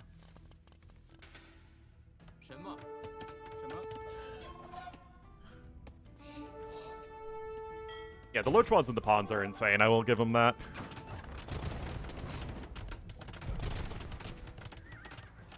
Still have 5 castles right now.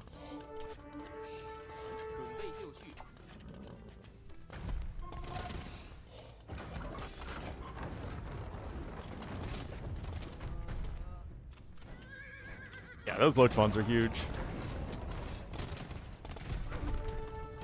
Hussar is also coming in, because, sure, that's fine.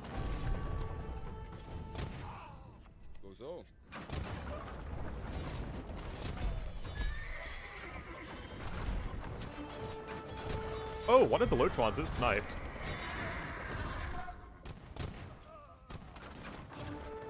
Wants people entertained, yeah.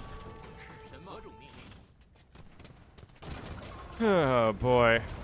Yo has a market still there. Okay, so he can buy the wood he needs for a lumber camp, like, right there.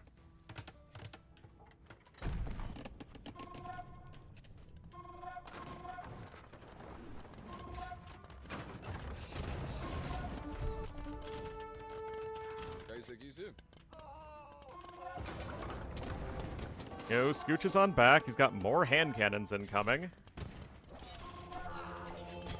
He never did get that last relic, by the way, so it is still only a 1 relic advantage for Yo.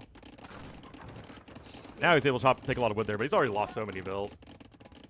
Now the Hussars are coming in, and that honestly could be the nail in the proverbial coffin.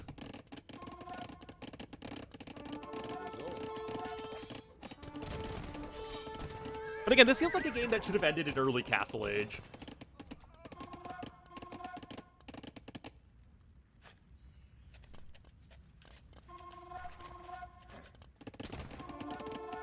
Hussar, yeah. Oh, yeah, Yo absolutely should not have been able to drag this one out so long.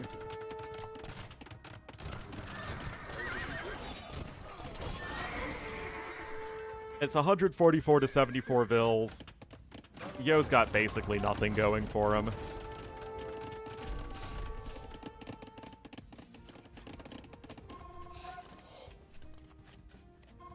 He is trying to replace villagers. Macro-oriented? I guess Goths, yeah. All about getting your eco well set up because you don't have an eco bonus and then spamming all your units. Yeah, I think Goths are a fair one. I mean, Yo will secure the wood over here. And Yo still has tons of gold left, so that's not an issue. He's second to Goths? Maybe Malay?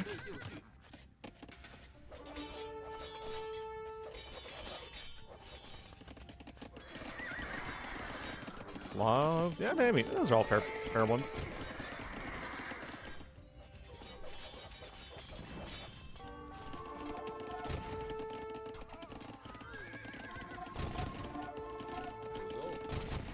This is so weird, guys. Couple more traction traps coming in.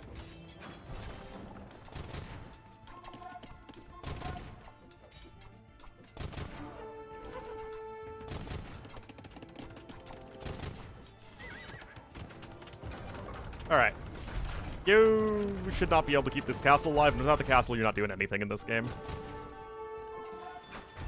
Okay, this should do it. Waited until he had enough traction traps to actually make that work. Castle goes down. That's huge there. Goes on 66 villagers. Well, I mean, you also cut the latest production, and you also explode those archery ranges. Like, he was on 124 pop, guys. He is in a perpetual state of losing more villagers.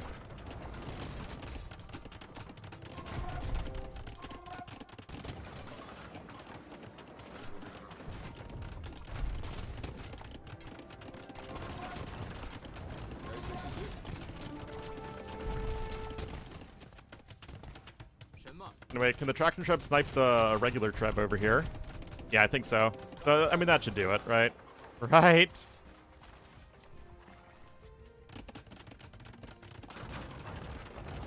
I mean, at the very least, you can keep this castle alive over a very long time. Now that there's only one treb attacking it. Barrows is still chilling at 200 population.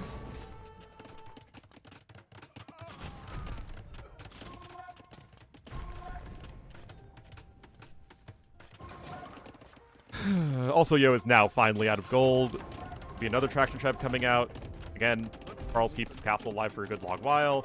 Did get architecture, which is very nice. It's already taken 10,000 damage, has that castle.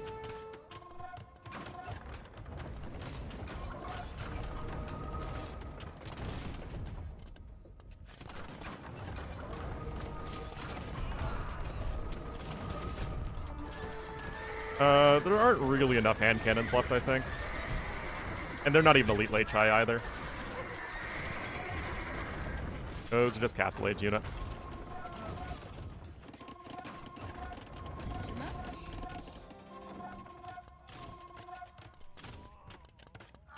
No, if anything, Aztecs are like the micro civ because they're all about monks and siege and infantry, expensive-y things.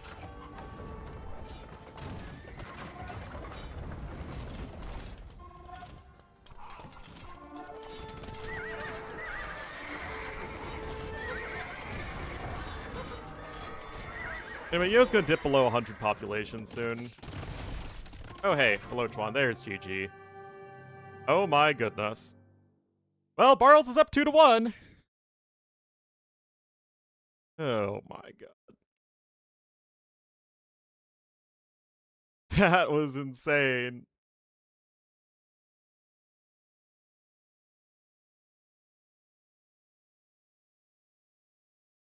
He did not, that's for sure.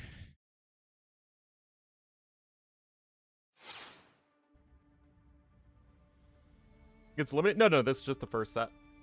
You need to win 2 to move on, and you need to lose 2 to be eliminated. That is Wu winning over the Lithuanians. That is Immersion going to Barles. But Yo will need to win both of the remaining games. He took game number 1 in very nice fashion, but now he will need to win the other 2. Being medically dead, yeah. Ornlu a stretch. I'm gonna get more coffee.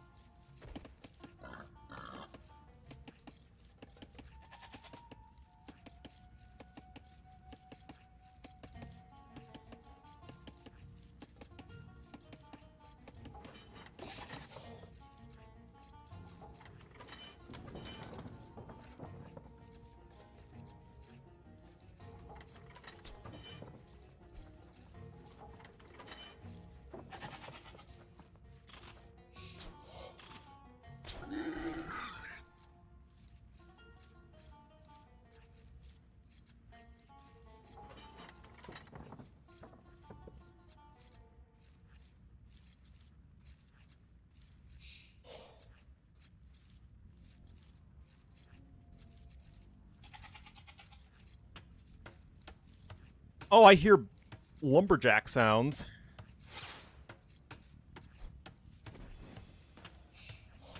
All right, guys, here we are. Game number 4. Yo, perhaps surprisingly down 2-1 to Barles, although Barles is an extremely strong player. I've got the Cafefe. We'll have Yo in the gray as the Saracens here to the east. And to the west in the purple as the Bengalese. It will be Barrels. All right, Bosmo. We love Bosmo. We stand Bosmo on this channel.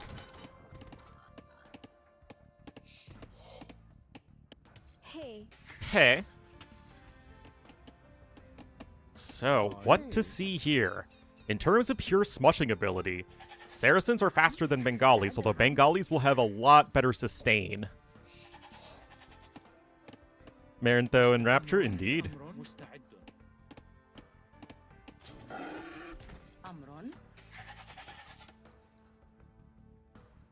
I feel like it very often produces good games.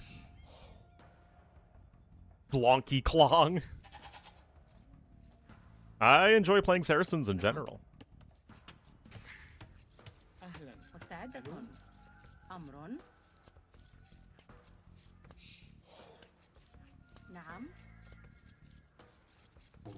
Oh, let's see. Loom. Whoa. Is Yo clicking up a 19? 50-50 here? I mean, 50-50 is a pretty good ratio. What maps give you more? The most played Civ in AoB2 campaigns? I mean, in AOC they were. Because you played them in 8 scenarios. 6 Saladin plus 2 El Cid. Spanish you played in 7. 6 El Cid plus 1 battle. No, Frank's also had 8. 6 Joan of Arc plus 2 battles. 90-10 ratio, yep.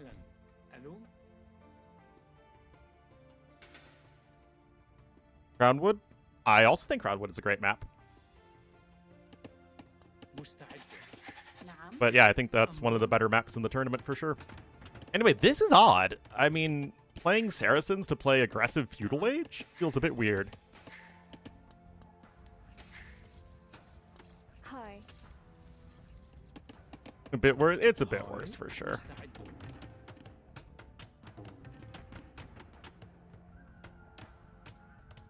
I'm just really confused here. Oh, by the way, also to be fair, if it gets to late game, Bengalis literally do nothing against Mamelukes. They do not care that their Elephant Archers take slightly less bonus damage. The Mamelukes shred them.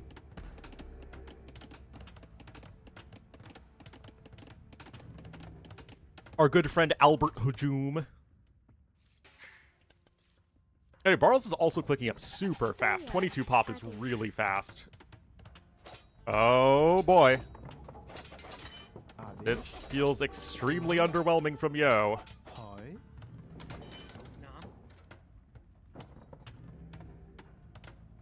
I mean... on the one hand, Barles might have trouble clicking up to Castle Age, although I don't think so. I mean, a really slick build from him. Alfred Betram Hajum III.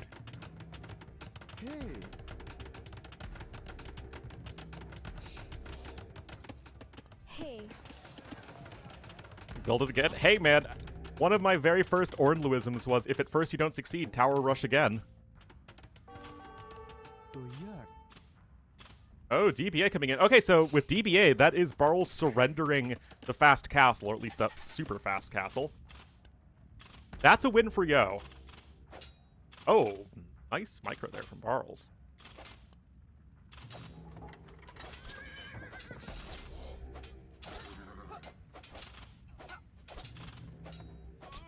The Garrison Archers? No.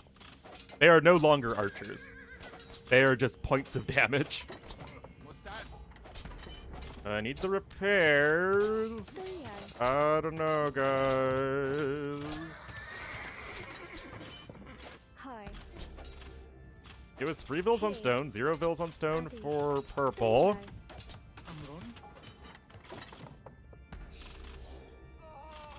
Oh, a little bit of the S word, guys. Guys, yo has 0 vills on food right now! This still feels so strange to me. مستعد. نعم. But yeah, you definitely don't want fletching to be in first for the guy defending against the tower rush.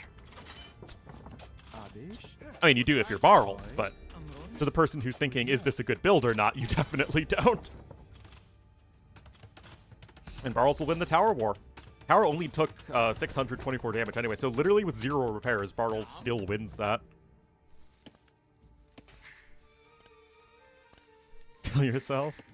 I don't know if the Code of Bushido is one we really want to replicate in modern society. أهلا. أمرك. ألو. And yeah, although Bartles wasn't able to get the initial fast castle off like he wanted, at the very least he's still going to get a pretty quick castle age. A fast-ish castle, if you will.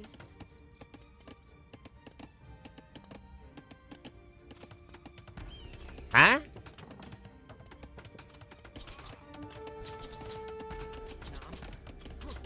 Why would you...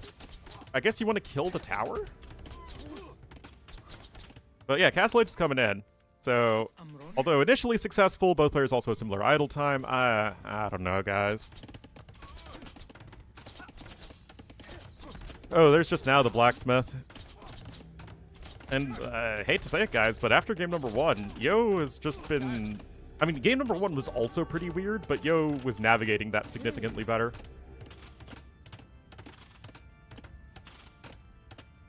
But yeah, Bartles is on stone. I mean, he's fine. Yo does need to cancel an archer, though, if he wants to go ahead and pick up fletching.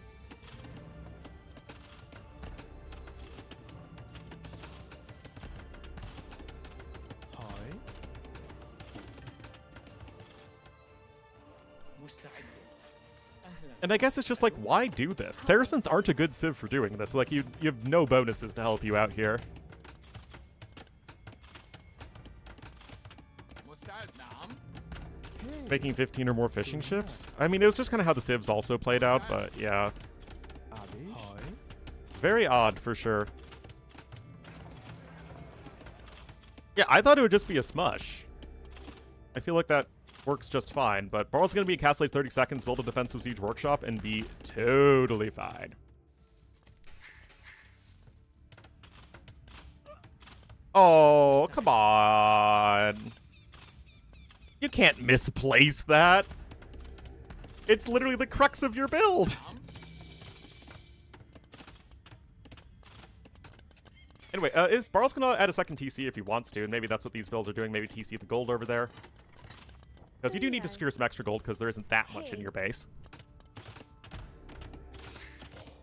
Oh, is he going 3 TCs? Oh, no, sorry, he doesn't want to camp over there. But yeah, he's fine. I mean, to be fair, if Yo shows up and teleports over here with his archers, then yeah, Barles is having a really bad day, but no way, Yo. Scout cavalry? What?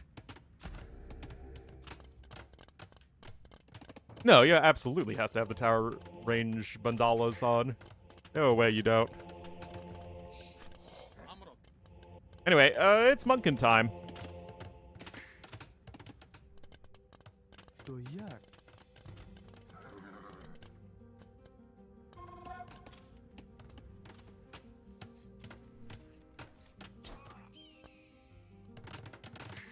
And Barles is going to be on 3 TCs. He's got plenty of bunks to defend.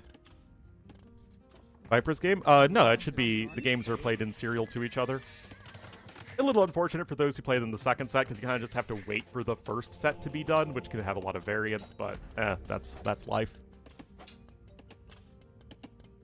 Live drafts? Oh yeah, I forgot how critical live drafts are to the Age of Empires entertainment experience.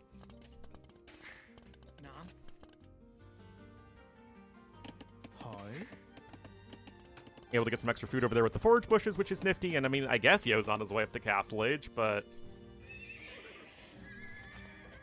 like, Barles' eco is going to take off very, very soon. He can buy a little bit of food in the short run to just keep the TC machine going, which, to be fair, he isn't doing. Nam. And the Bengali monks, of course, with that armor, so powerful. No, it's double elimination. So Yo, even if he loses this series, will not lose the, well, he won't be eliminated from Warlords. But he would have to win at that point, and Yo would have to face somebody very good. Vinchester, I think. So yeah, it would be Andy and Barles in the winner's match, and Yo and Vinch in the loser's match, which would be pretty darn surprising. 2 monks were sniped for 1 conversion, so that is a nice little bit of win. Oh, wait, never mind. 2 scouts were converted. Hi. That's huge.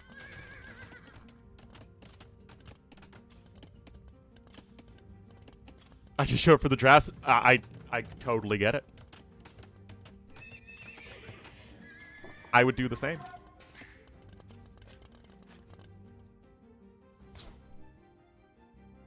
So what is the... again, I'm just so confused.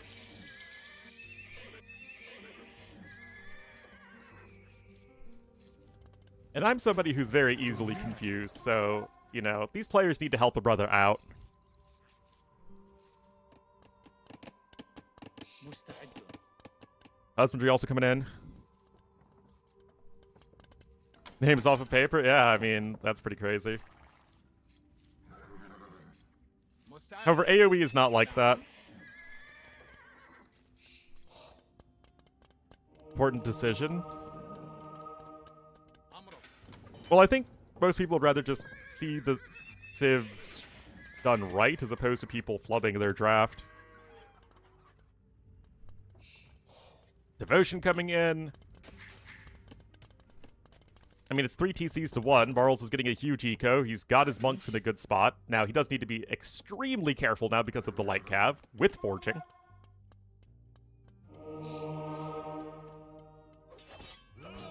Anyway, 1 or 2 light calves are going to get converted, but all the monks are going to die. Never mind, that was not well done from Yo, to be honest.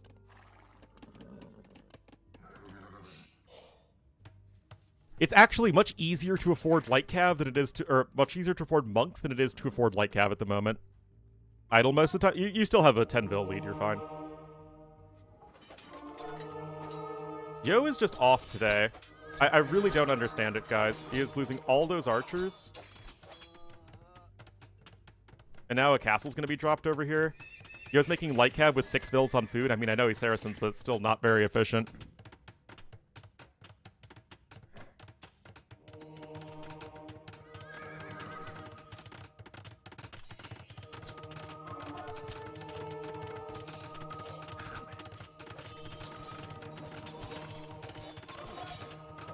More monks. I mean, this isn't gonna matter.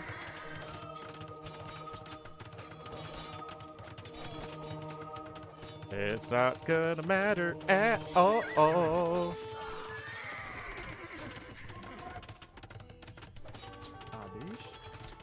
Really strange.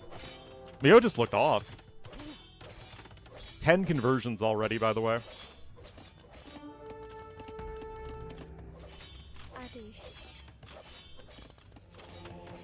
It's just Yo didn't really make use of any Saracen bonuses, except the market like a tiny bit. Res lost. I mean, it's in favor of Barles, who also is ahead in economy. Oh, he's also going to be on 4 relics very shortly. Those towers are going to go down. Like, there is nothing going for Yo right now. Oh, hey, castle number 2 as well.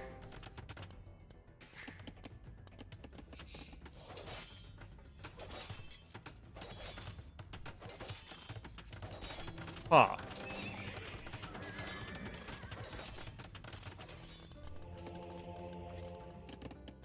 نعم. نعم. Crazy that either Yo or Vinch are going to go out first in their group.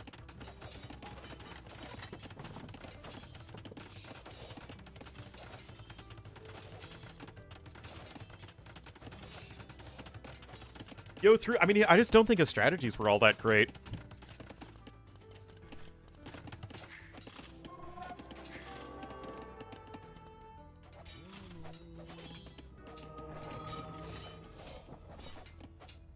Apart from game 1, I mean, game 1 looked a little bit weird, but I think it made sense because you were up against Koreans. I just don't get all this stuff. Fucked up. Yeah, no, the strategy was fine game 1. أمر I mean, you're not going to out-boom Bengalis as Saracens. Red Milk Train also coming in. Okay, that might have been a little overzealous there, Barles.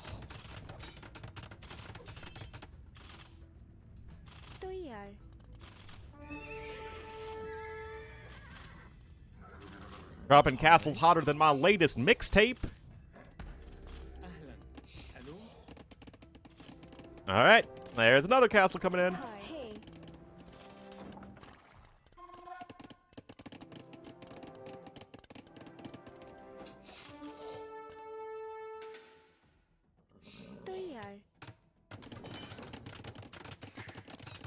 Yeah, Yo can't do anything about that.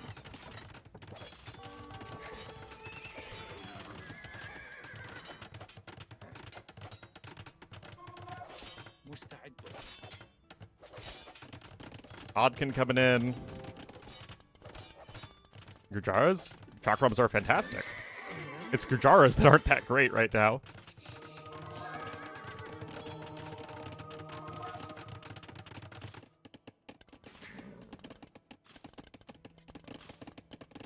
Gurjaras do not love a meta that is ruled by drushes and men-at-arm rushes.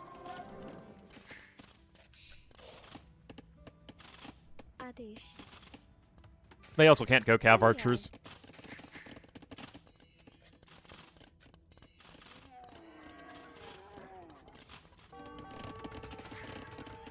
I mean, Gurjaras are still a very good civ in general. Hey. It's just they don't really fit the current meta. أمر They also really don't like Fire Lancers. أهلا ألو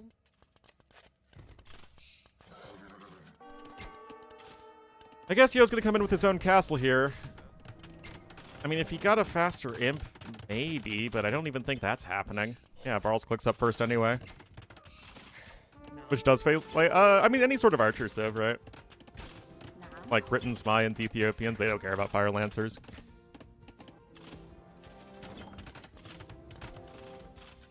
Now, of course, the two amazing Fire Lancer civs, Vietnamese and Koreans, are also top-tier skirmisher civs, so that just makes it very hard to deal with.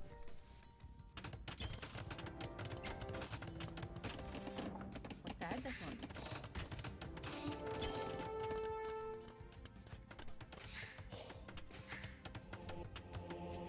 Yeah, 4 relics for Barles as well. I mean, he is just cruising. نعم أهلا نعم مستعد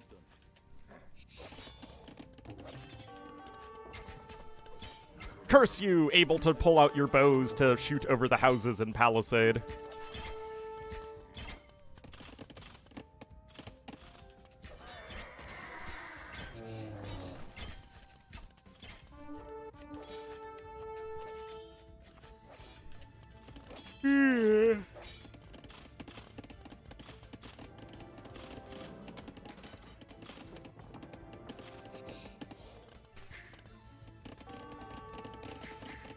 Yeah, there's more Rathas.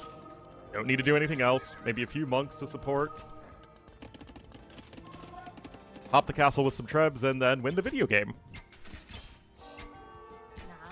This game, the last game, and game 2 were all very questionable performances from Mr. Yo. Hi. Are weird? Well, I think it's like Vietnamese are known for being resilient, so having skirmishers that are tanky and resilient is... that makes sense.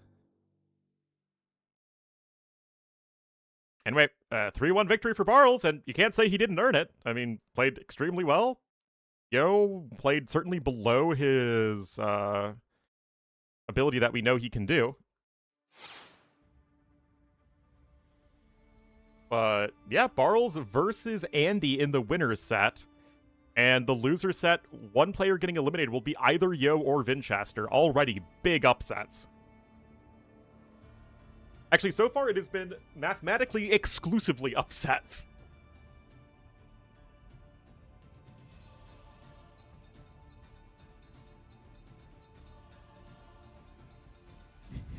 Yep, Viper versus Mihai.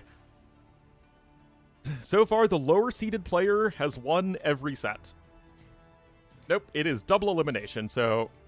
But that it does mean that Yo and Vinch are playing each other, and the loser of that gets eliminated.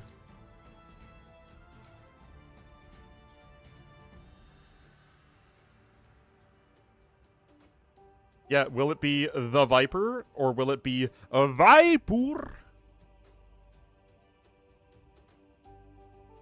Mihai certainly has the ability to beat Viper. If Viper is not firing on all cylinders. And, like, how much has he really practiced for this?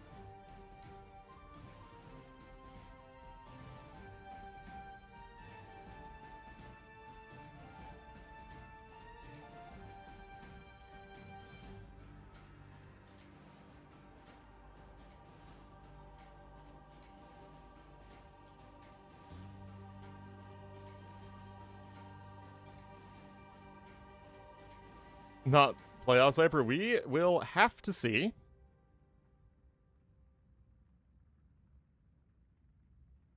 Yeah, the memosity is really the difference between the Viper and Viper.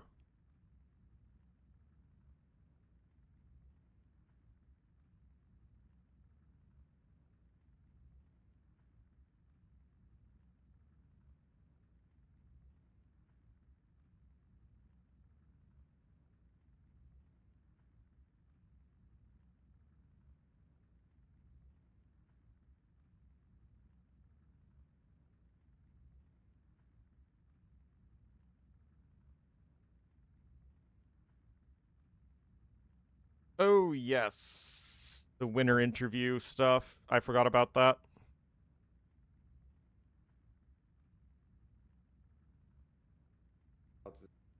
Not something I'm too happy about. Double stable he did, like right away. I don't know if you realized very soon. But, I mean, I was talking with Tato. Do you feel that if the game go for the later game, I don't know if that was your plan, do you feel that Korea in later game is better than Magyars? Yeah, I think nothing stops Korea late game. Like, if I get to late game on equal footing, They're literally not even anything, starting the next I round should right win now. if I play properly. Okay. Well, we see here some battles. Obviously, he has the mobility. You were trying, but you were in the only game that you were kind of behind. Also, he was having more efficient with the fishing ships. At this point, you were feeling that you could not come back, or what was your thought here? Because the population is close, but I don't know. What was your feeling here? Well, I thought I'm fine until the moment he hit him. Then I had to rethink what went wrong.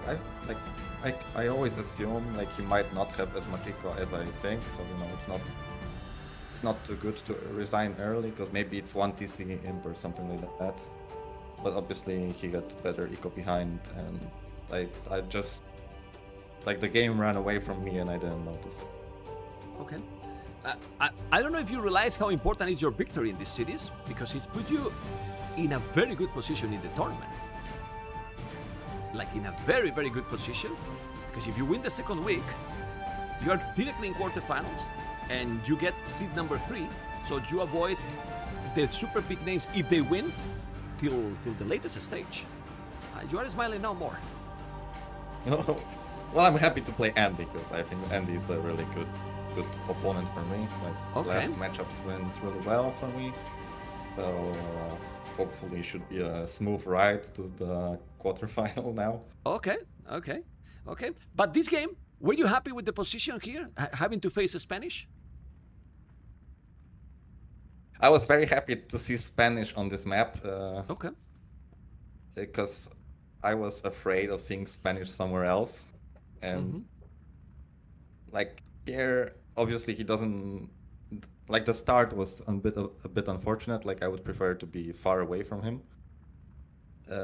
But like I think he totally misplayed that map from the start. So like I felt pretty confident. As long as I don't die to a castle on my face, then I'm fine. Yeah. Also, you are having all the time more fish. Tato was telling that when you made the castle in the same position for him, that you got already the game really, really ahead. I don't know if you feel that way. And also we were talking that why he didn't pick also China as the first pick. Because China in this kind of map, and also Africa including maybe, is like the very powerful pick, you know? I don't know if you were also thinking about that. Yeah, for sure, it's one of the best on this map or any Nomad map. But maybe he doesn't know, or maybe he doesn't care too much. Okay. Well, with the cons. Like but there are this still map there are is- still some players who don't really get the new meta, the new guys on this map. The new meta is talking about how the new fish is working. Like the proper way to play that map is more or less the way of Neos or Benanji or the way or Crocs, the way those guys play that map. Like compared to the pros who seem to be like stuck in the old way of playing. Okay. And then I have to tell you, man, that I really believe that in this one and in the next one, you play close to perfect, man. Because you have unlucky that look how he put a very great tower here, but your defense was so smooth here with the Menatams. Yeah, his opening was like the best opening I could hope for. So Okay. So you were happy today with the openings that Mr. Yo was doing, right? yeah, very very happy. Man. Okay. Yeah, then like the game. go on. Yeah, I should have probably won earlier. Like I probably should have killed him in Castle Age, but something went wrong. And I got a little scared when he had score lead after that. But yeah, the score leads is... It's better to don't check, right, sometimes, because it's misleading many of the games. Yeah. I think it does. It's true that he has now those hard units, that the unique units from Mr. Yo always very risky. But were you feeling here confident that you were having the advantage with the economy? How you were feeling in this situation? You were like, hey, I'm really ahead because the score is still switching all the time. Yeah, like I was fine. I was happy with my position. I didn't understand the score, so that was like the only thing that was like making me a little anxious. Okay. Because sometimes those games, you know, like the first game, like run away from you and you don't notice. So like I was afraid of the same thing repeating here, and Yo is obviously really good with his unique unit plays. Yeah, but you were not passive in this game, right? I was talking with Tato. You were kind of raiding all the time. You don't have really good mobility units till you made the Hussars, but you were raiding all the time. You also make barracks on his farm at some point, so you were very active. Was that the key to finish the game? Because at this point, look at the population. You were the same population still. Yeah, like I'm not great at finishing games like straight up down the middle, so like I like to choke my opponent from every side. So Okay. yeah. How do you say that, Val? You play Black Forest a lot. That's in Black Forest is one choke point, you know. Do you think? Yeah, but on well, Black Forest, like I cut around, you know, like Okay. like I never pushed that. That's true. That's true. Okay, the game was open at this point. We're gonna go now into Basmo. Did you feel good with Basmo choice? Because I feel that Mr. Yo picked Basmo to avoid Black Forest, actually. I don't know if you have that same feeling. Yeah, like I was expecting him to first pick in the draft Arena. That's what he did last year versus me to avoid Black Forest. But Basmo is my home map. I was like surprised for him to pick it. But It's built that he didn't see you playing in the qualifiers at all, and that's important. yeah, but I didn't play that in the qualifiers, but I played that last year in Warlords. Yeah, true. So Okay. Well, now these monks, man. I mean, what the hell is these monks? They are not monks. They are tank. Like they don't die. yeah, Bengali monk's pretty strong. Yeah. So when he did here the feudal approach, you were also confident with the opening. Like, okay, this is also another game that I feel comfortable and I will dominate from there. Yeah, I played versus that in practice. So like it's very meta, like the tower rush to stop like a castle drop or like a monk rush. So it was very common approach like last year as well. But yeah, like I expected that the moment I saw the Saracen pick, so I was confident. Like And that was the game. And that was the game, and that was the series. Well, Bals, congratulations. I was going to ask about your opponent, but you already said that you are happy, you know? And now Andy's going to be even more motivated because you are happy to play against him. But that's fine for you. Yeah, like hopefully we get a good set either way. Okay, okay. So you think that against him, you are the favorite? Yes, I think our last two encounters, I won pretty heavily. Obviously, Andy's really good, especially in those like greedy maps, and like, pretty good win versus Winchester for him. But I think I should have his number. Okay. Well, Bals, thank you so much, man, for joining us, and congratulations. Keep playing that well. Have you prepared a lot for this tournament?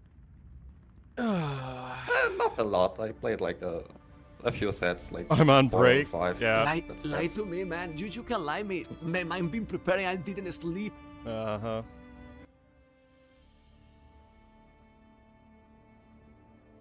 I mean, what do you want me to say during the interview? Don't want to talk over them.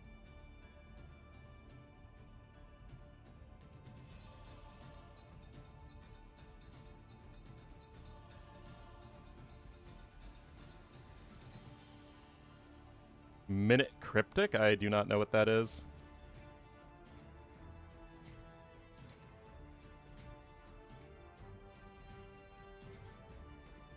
And dub them? Oh geez, guys, they still haven't started the draft! Liner found quivering in the dark?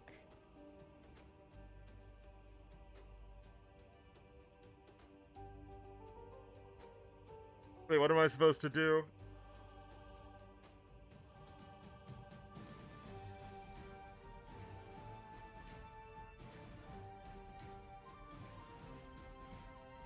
Oh.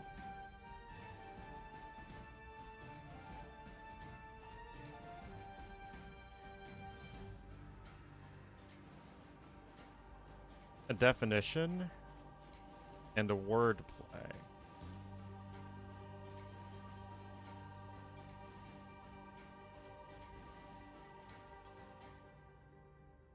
Answer length?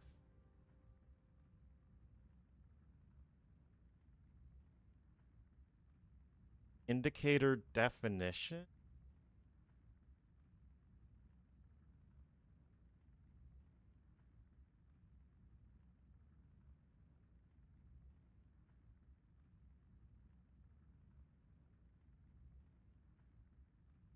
Monkey as nature intended?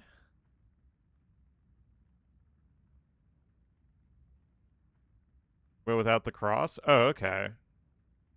7 letters.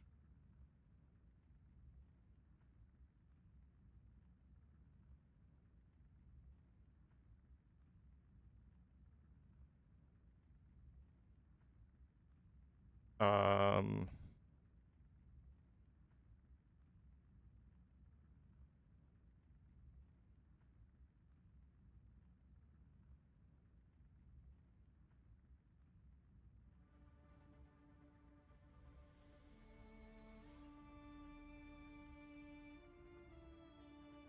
As nature intended.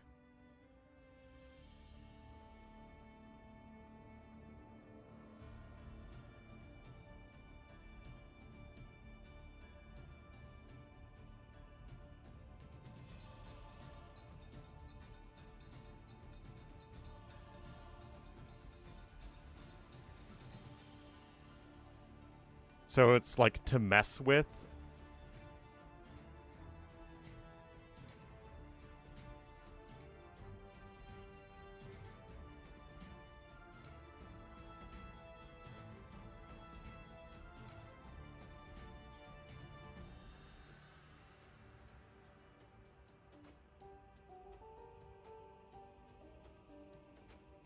Like monkey. Yeah.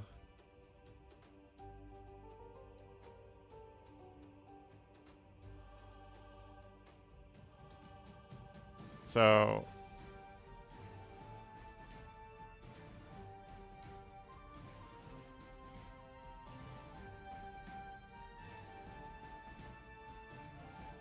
What's the answer?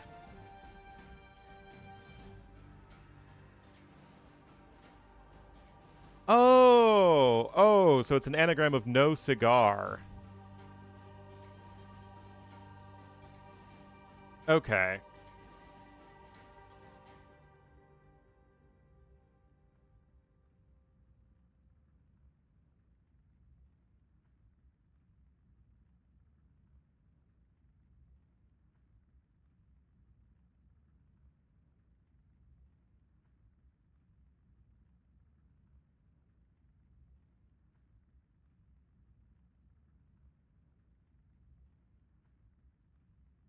Okay, so to mess with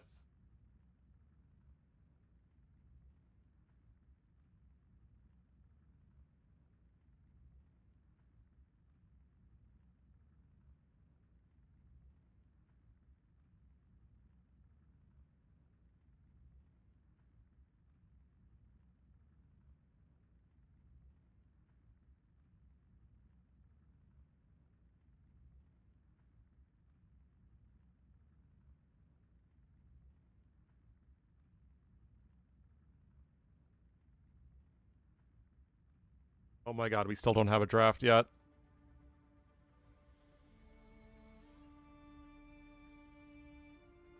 Ah, boy.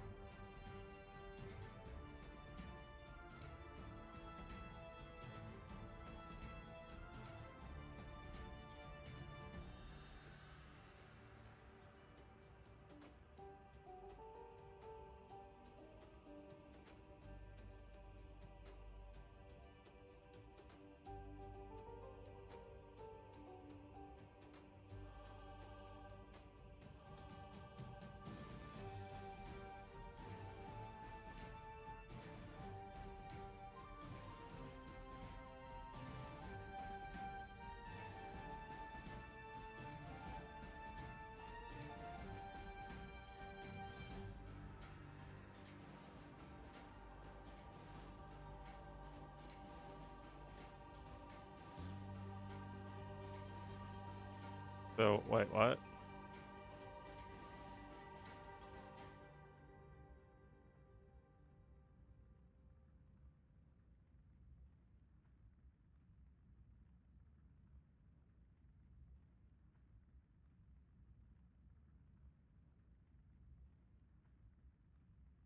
Is it organic? There we go.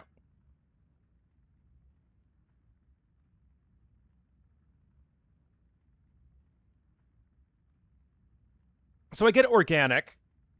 As nature intended the definition. What does monkey with mean? That has nothing to do with...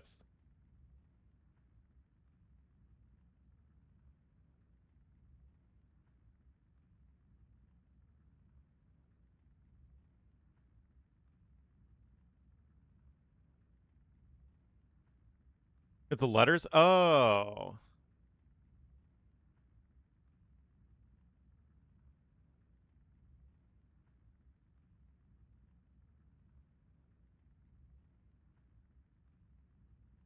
Will be crazy and in their madness rearrange?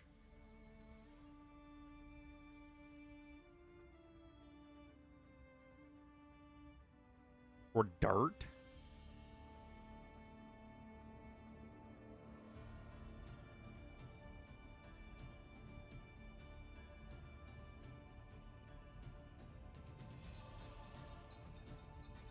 Gossip. Wait, what? How is it actually gossip?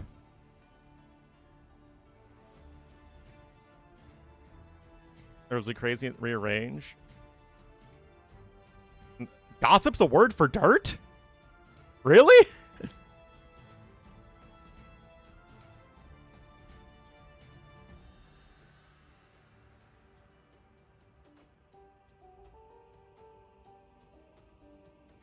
But I looked because I had a very long day yesterday. Will be fluid and need to rearrange them to find the answer?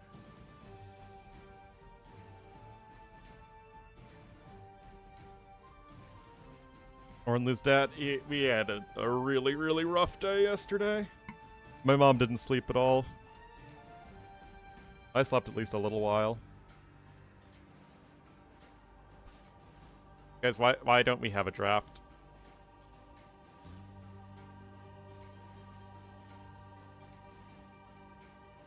So, wait. We need to use those letters to construct the answer? Well, how do I know which one's the definition? Which one's the...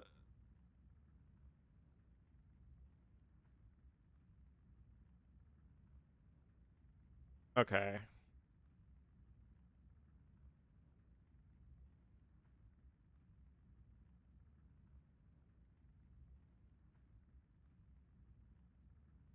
The 7? No.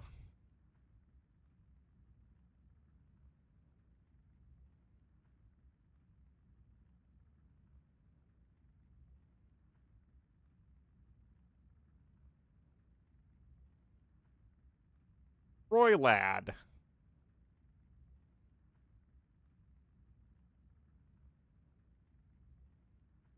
Roldia.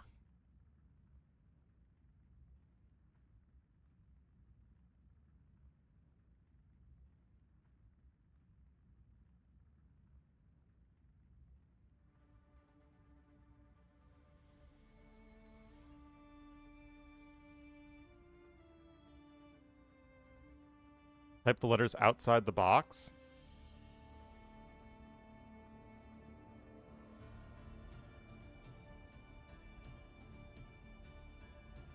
Like, what does that even do?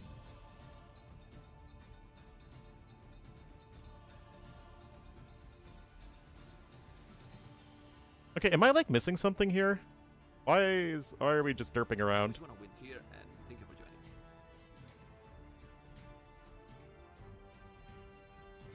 A pen and paper? Ah.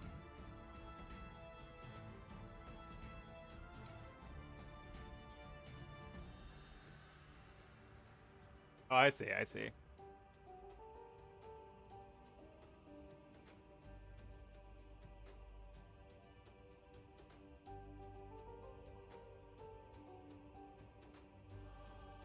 Locrid.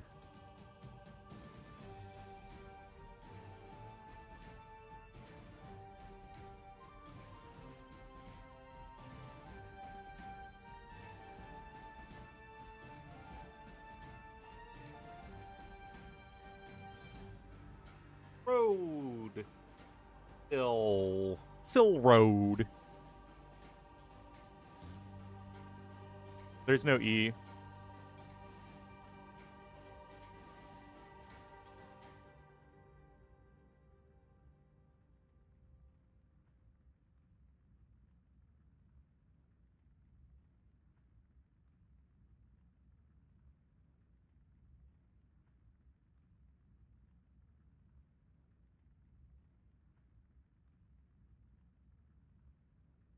Calorid.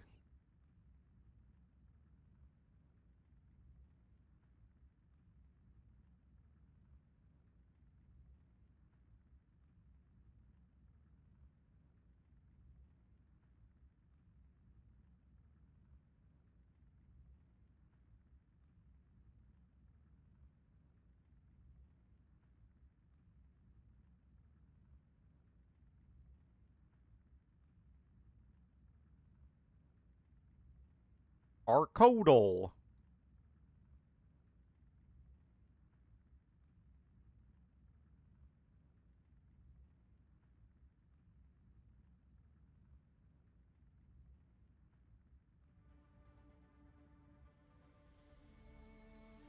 I don't know, guys.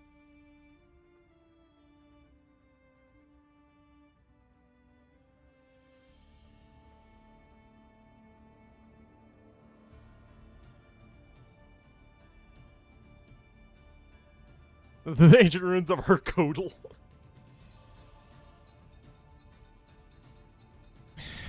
Hints to reveal letters. Show letter.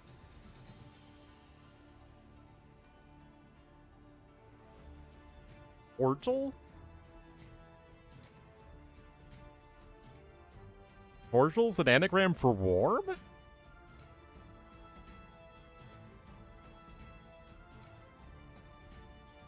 Oh, that kind of warm. Ah.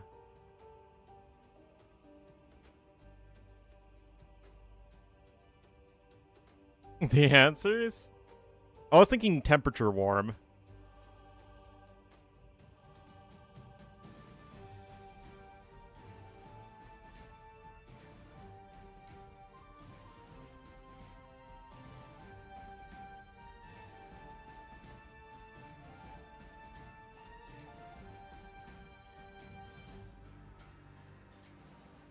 Maybe professional sweaters?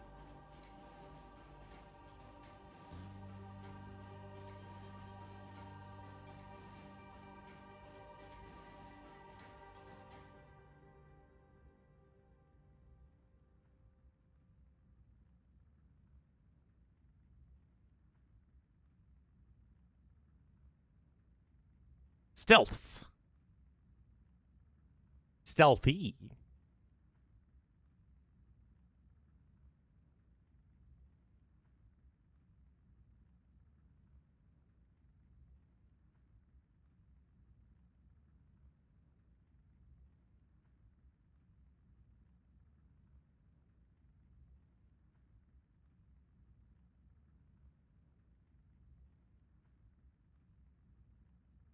Hmm.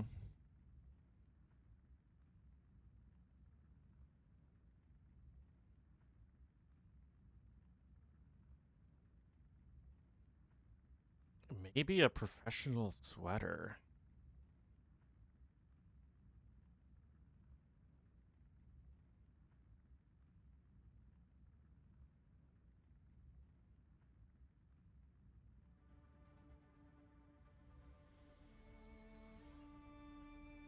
They've at least started the draft.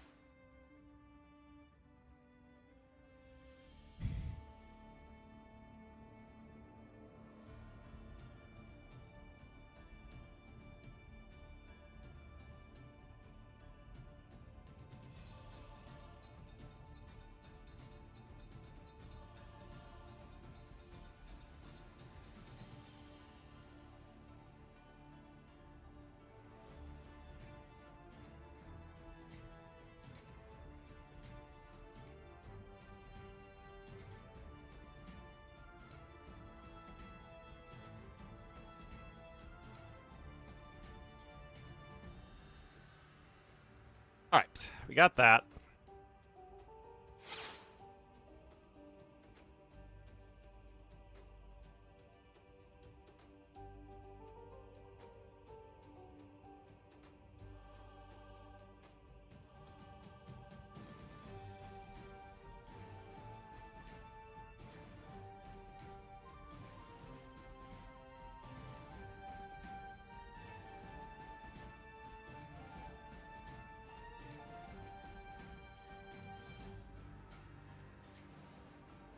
Cheadle.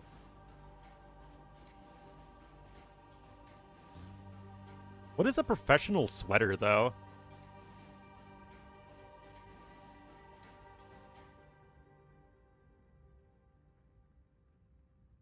Wake up, Cheadle.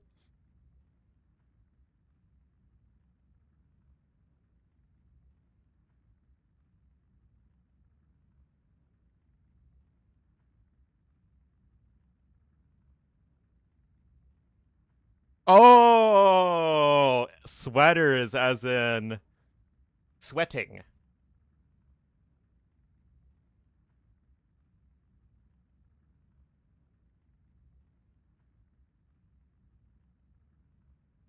What's a selector? Am I referring to their position?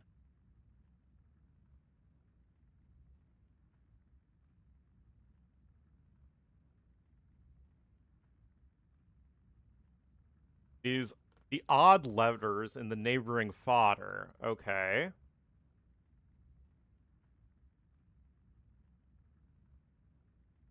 And then the definition is slim. So we need SLIGPA.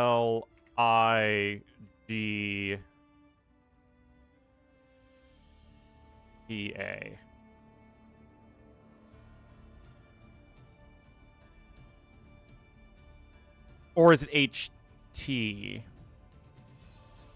Okay, so it's just all at once instead of just like first word, second word. So it's slight.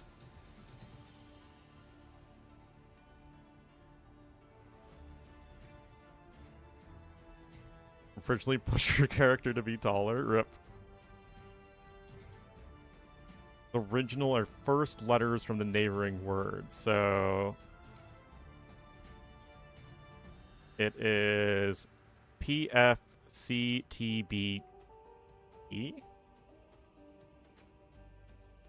There aren't any vowels! What?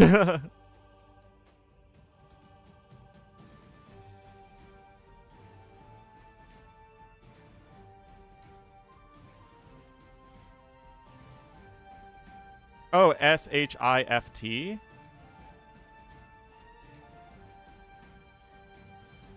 Ah. Okay, so is it... let's try to do it without hints. So it's starting, I guess. So it's the starting letters. But I don't know if...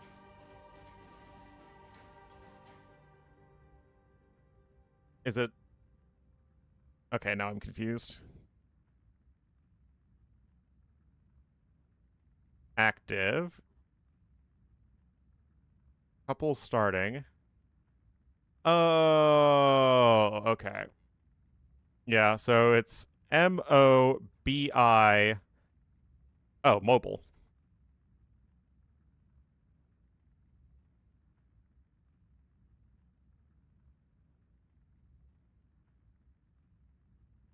Every letter is in there, tucked inside the clue. Oh.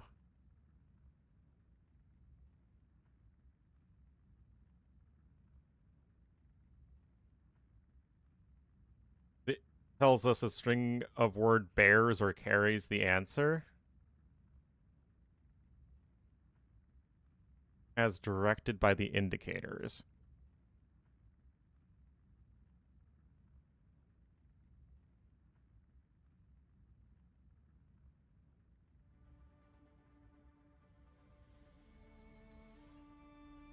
So, campers on alert.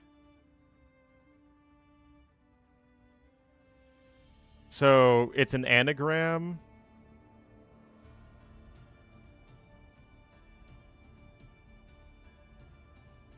Oh, so like personal?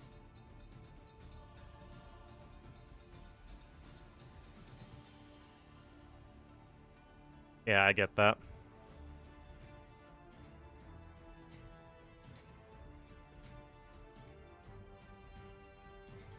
Features of?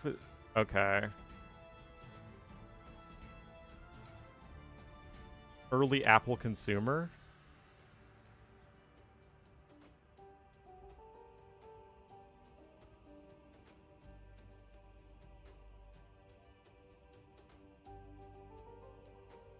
Worm? But that's not in the letters? Doesn't it have to be iPad amazed?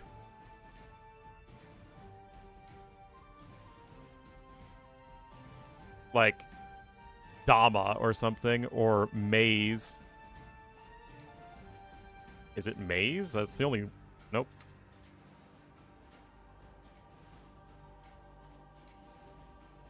Think of the Bible? Oh, Adam. How illusionist disguises...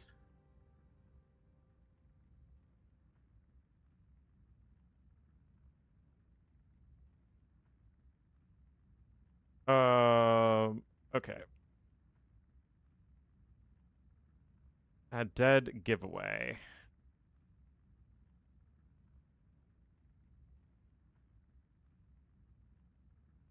Will. Give away dead people stuff. Oh my goodness, they're in the lobby. It's so exciting.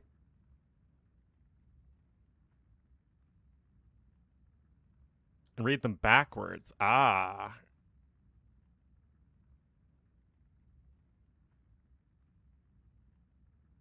You twist, okay. Veil. I get it.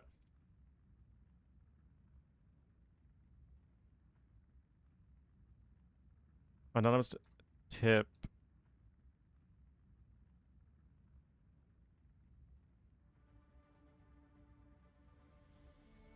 So the definition is stores.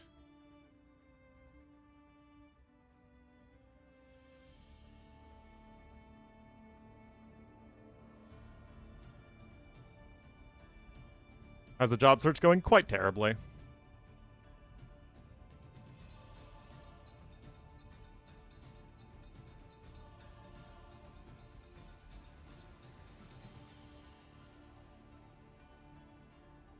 Hmm.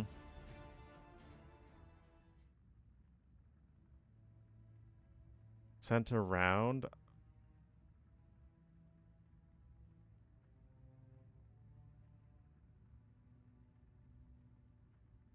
So it's the last.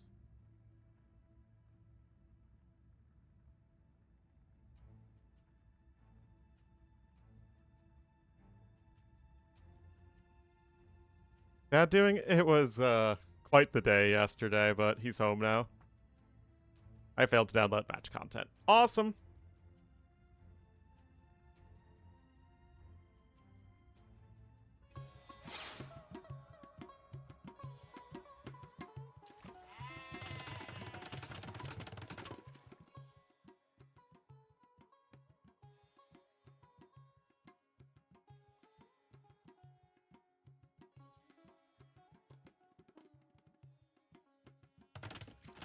Alright guys, here we are. It's the best map ever.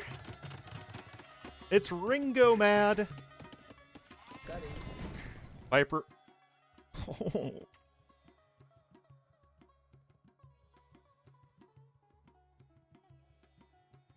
Oh, Viper's got the Mari Mari and the Gurjaras and the 2P. He's got some interesting Civ picks.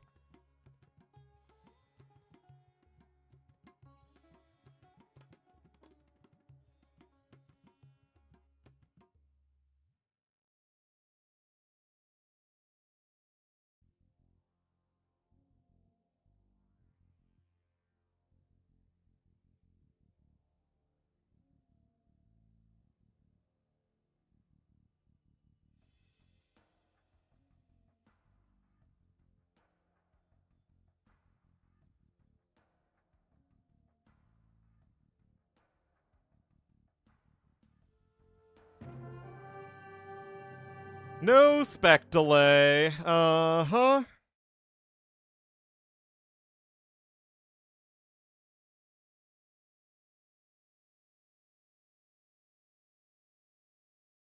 Now DE is crashing.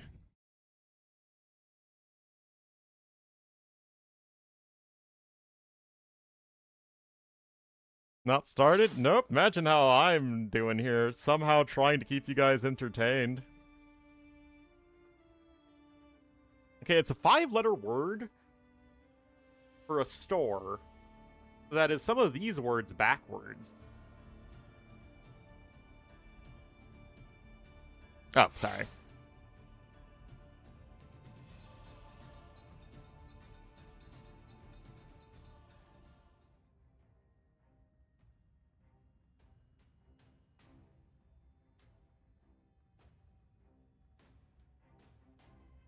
Pitsu.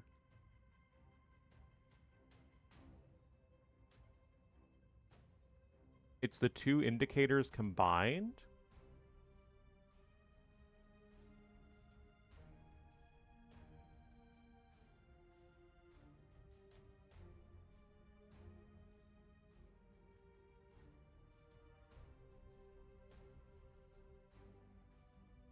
Yeah, so it's some of these letters backwards.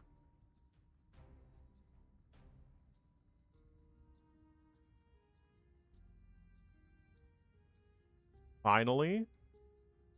So some of the final letters. So it's not Kubi. It's not Ezlup. It's not Moose. It's not Pitsu. And it's not Sumi.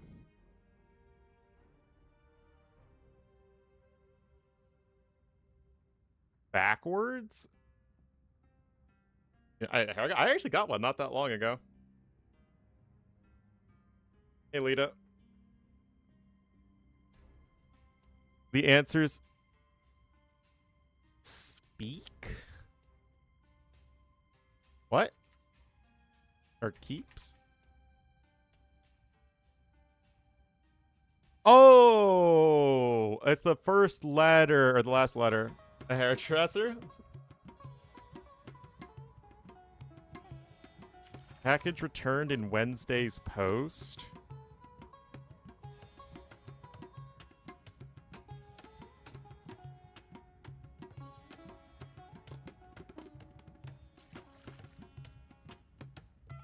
So the middle?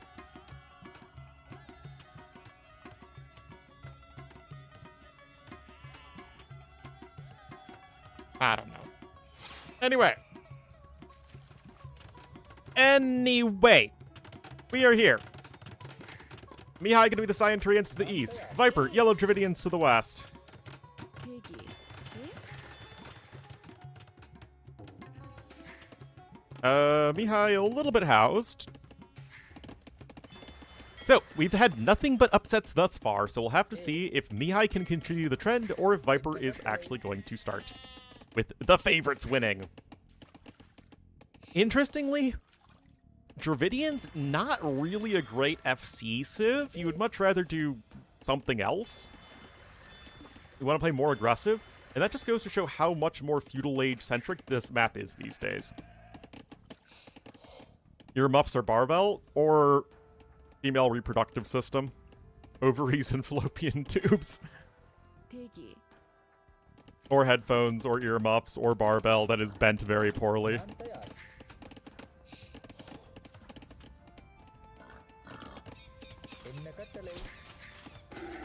That'll be a mouthful, yeah.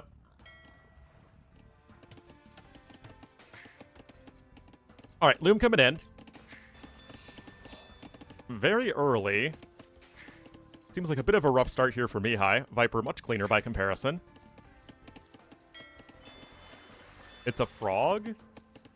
I don't see a frog.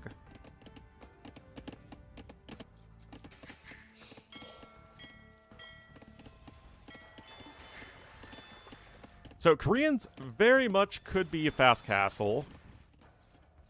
It is a little less ovarian for sure. Second dock here from Viper. Again, I've liked the feudal aggression more on this map, especially now that they made it larger between the two players, like more space. It means that you're less vulnerable to getting like FC castle dropped or even a siege workshop. So we'll have to see.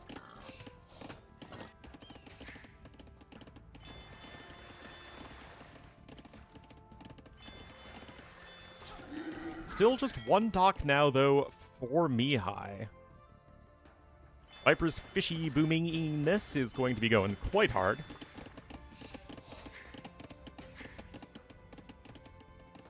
But Koreans are going to be really good at pushing here. The bad monks of Dravidians really hurt against Koreans who make lots of expensive units.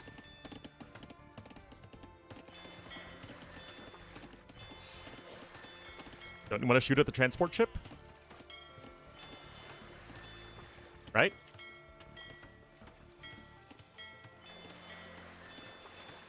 Right? Minimum range? Yeah, maybe.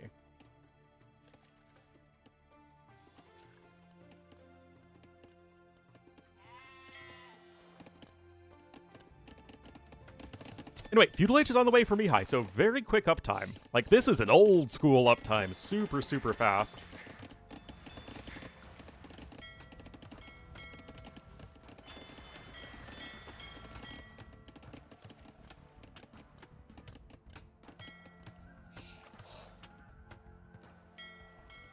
One cheaper in there.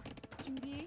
And chunbi indeed means ready in Korean, as we are ready to see what on earth is happening from Mihai. Discounted fire lancers? That's true, but only once they reach Castle Age. The camp of mining now coming in here for Viper.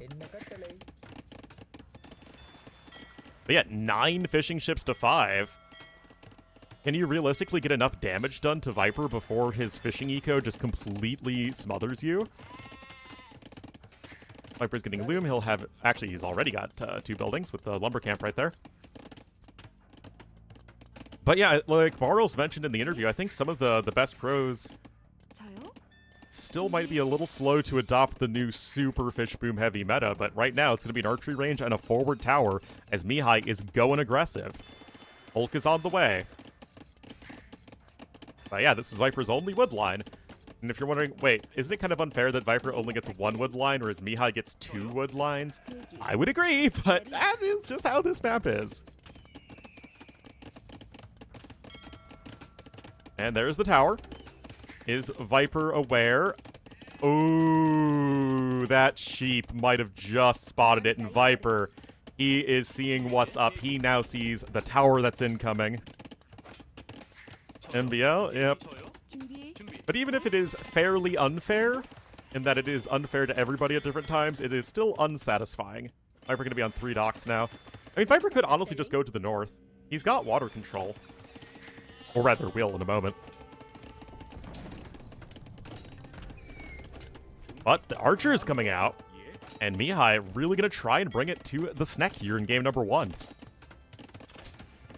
Eric's just now coming in. Viper's going to need to do something with these vills. The free armor actually makes the villager do a fair bit less damage to those archers. By which I mean 1, which in this case is a fair bit. Viper's now in feudal age. He's not really going to be able to fast castle with ease, although he's trying. Market plus blacksmith coming in, and of course the extra wood you get as Dravidians is very helpful here. Viper going to try and go with the tower, but he does lose a 2nd villager. Make that a 3rd, and Viper not really reacting to this all that well. Uh-oh. He's got... Yeah, I do find that a bit odd. All right, so Mihai rejecting the mega heavy fish boom meta and saying, you know what? You can still apply pressure as Viper's multitasking is really not up to snuff right now.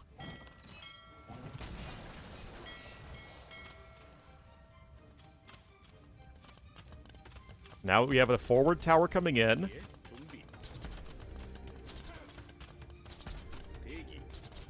And this is actually perfect tower position because you have fletching already.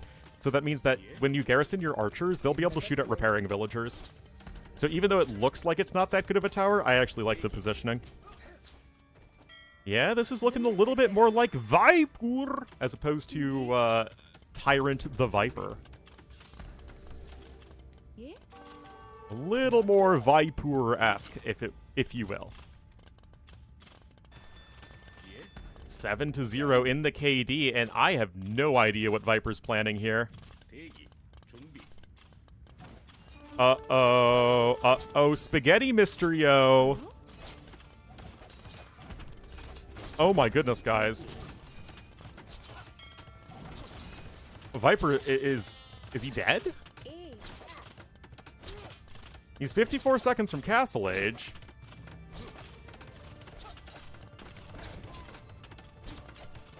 Vipur. But yeah, I mean, those Korean archers with the armor are gonna be doing work there. I don't know about that at all. Okay, 1 vill does survive, but the tower goes down. Guys, this is literally looking like an Ornlu game. And not in a good way. 1 elephant archer is on the way. Can I offer you an elephant archer in these trying times? Mihai is looking for other stuff over here, like stray villagers. Viper doesn't even have that. I mean, Mihai is still stuck in the feudal age, don't get me wrong, but Viper has 0 villagers on food. No, Viper's not taking wood anywhere. The only reason he got the The Archer ain't in this because he gets the 200 free wood. என்ன கட்டளை? Oh no.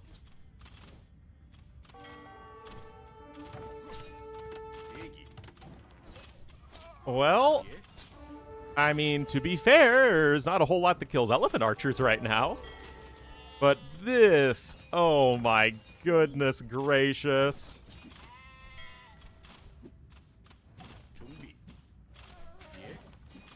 நான் தயார். Oh my goodness, what is this? என்ன கட்டளை? ஏ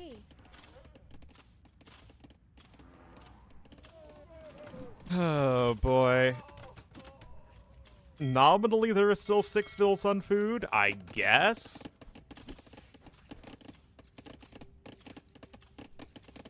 The court hunt out? Oh my god.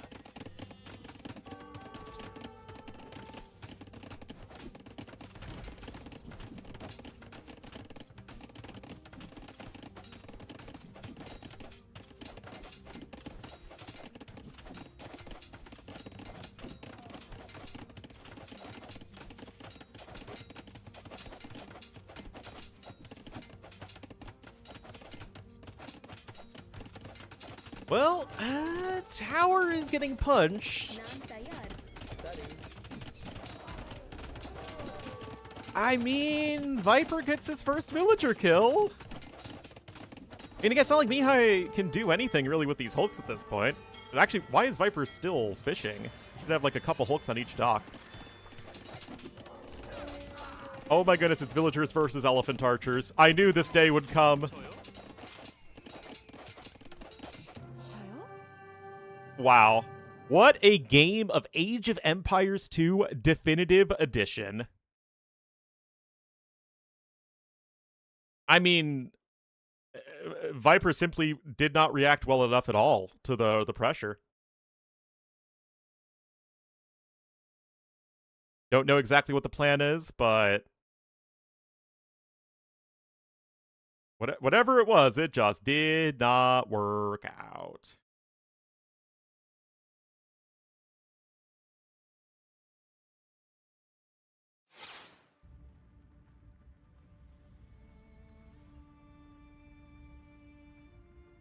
Yeah, I mean, he needed to really just make sure he kept his fishing ships alive. Then he would have been fine. But he didn't. And he wasn't fine. And that is his number 1 Civ pick, losing to the opponent's number 4 Civ pick. Alright, and we're going to immersion. Why is it always the hybrid maps, man? Every single series.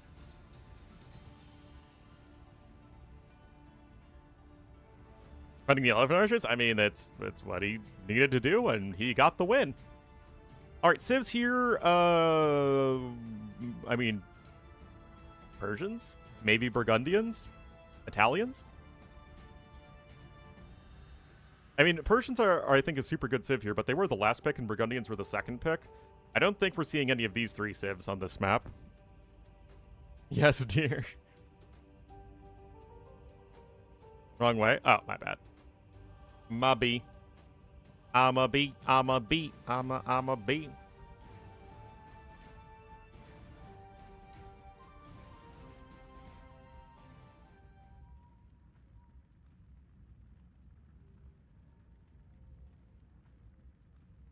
Matthew, it would warm my heart if you stopped streaming to play some Overwatch with my cherished friends. Mm-mm-mm. Mm-mm-mm.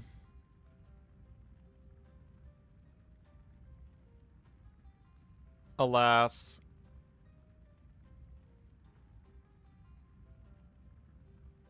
Alas, alas, alas. Is that one of my friends?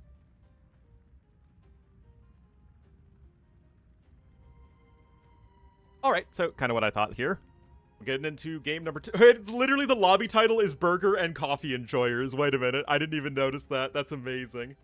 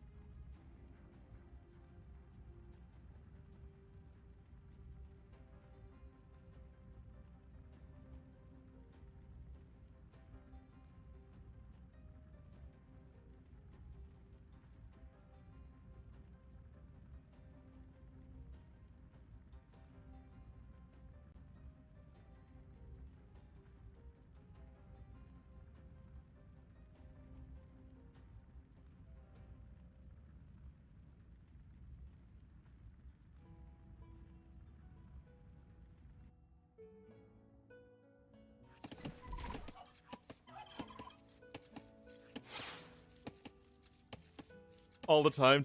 No commitment to professionalism. Yep. All right, here we go, guys. Game number 2. Italians here for Mihai to the north, and a Viper in the yellow as the Burgundians to the south. Burgundians not usually a hybrid map civ, but with Flemish Militia, we do see them a lot more often these days. Bonjour. And also fishing lines that you can get in Dark Age is a nifty boost. That said, Italians are still always going to be one of the best water civs, and now is no different.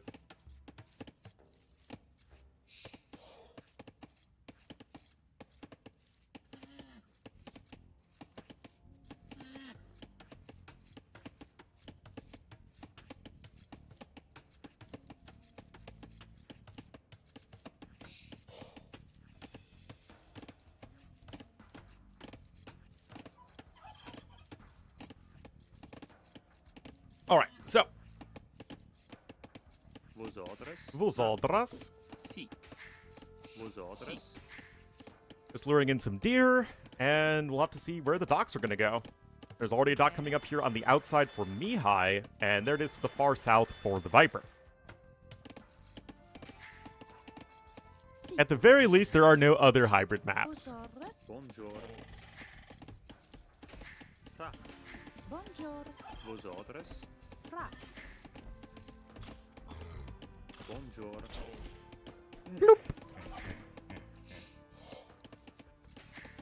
Ein. Nope, fishing ship on the way, double bidaxe coming in, but this does feel a little bit late. Maybe it's just the difference of the 9-vil start where you just need to drop the dock sooner so you don't have the wood to spare on getting double bidaxe, but Si. normally you get double bidaxe on the 3-vil start at like 12 pop.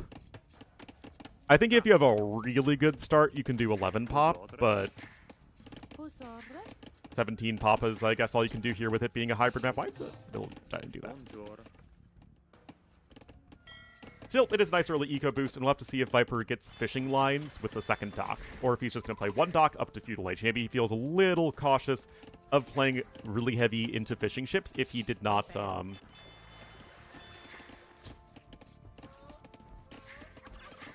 do the thing. The thingy with the place and the people. Bonjour. You know, we lost last game. Presto. Anyway, Feudal Age here for Mihai. Just 2 fishing ships. Another very quick uptime.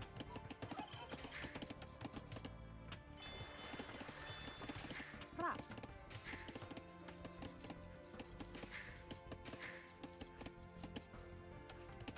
No time to grind.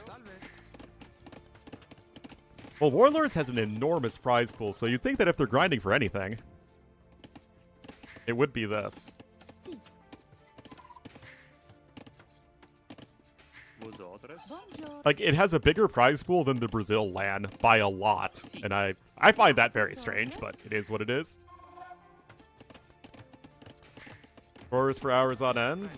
Well, what's easier, playing Rage Forest or training? Ein.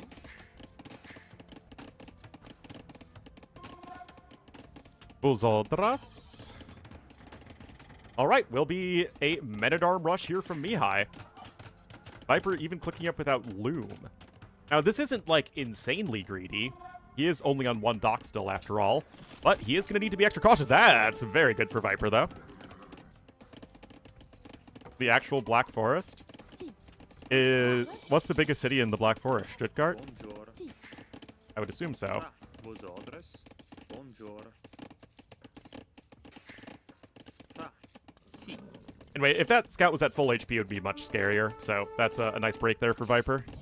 Just normal Viper greedy? Exactly. Yeah, again, if this scout was full HP, that would be a dead Vil, most likely. Anyway, Men-at-Arms are going to be coming in. Freiburg. I have never heard of that city. Si. It doesn't sound like a very big city, considering I've heard of most of the German decently sized cities. Oh, Viper not with the quick walls in time. Oh no. Oh no. Everybody say it with me. Viper. Viper! Flemish militia coming on out. Why do you make a spearman first? Do you know the gold, maybe? I don't know. Bonjour. Not Black Forest, so what cities are in the Black Forest area?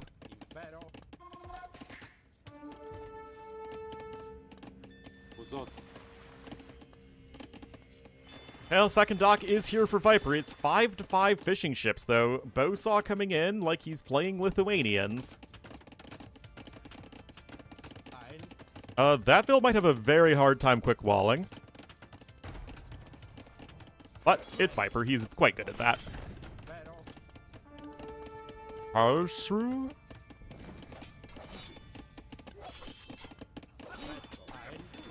Well, I guess, yeah, it's a matter if it's, like, in the forest itself or just in the region of the Black Forest. In the easier to build upon areas than in the middle of a forest. Anyway, more fishing ships on the way here for our Cyan player, and Viper is slightly ahead in resources. He's cleaned up all of the infantry units.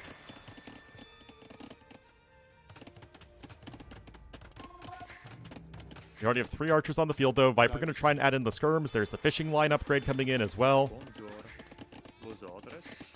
Well, yeah, I mean, kind of in the foothills of the Alps, right? Bonjour. Si. Si.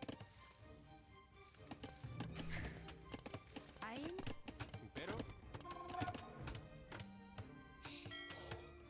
All right, more walls coming in here at the back.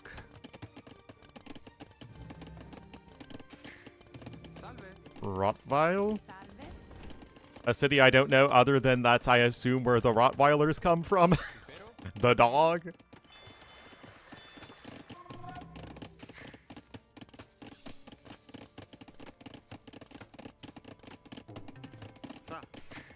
Ra.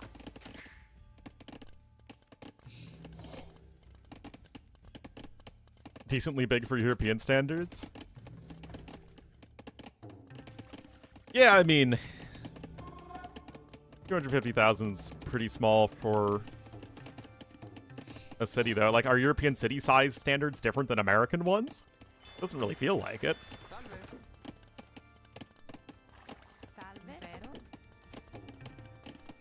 I'm pretty sure Paris and London are both bigger than any American city except for New York. Si.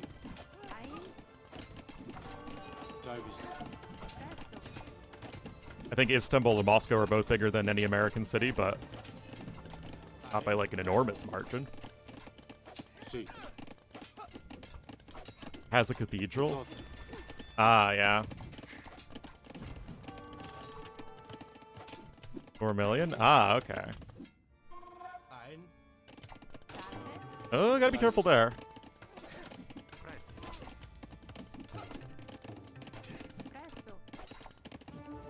One of the biggest cities? I mean, it's, like, up there, but it doesn't compare to the Asian megacities. Depending on if you want to count Istanbul as European, yes. Then it's Moscow, which, again, it only if you want to count it as European.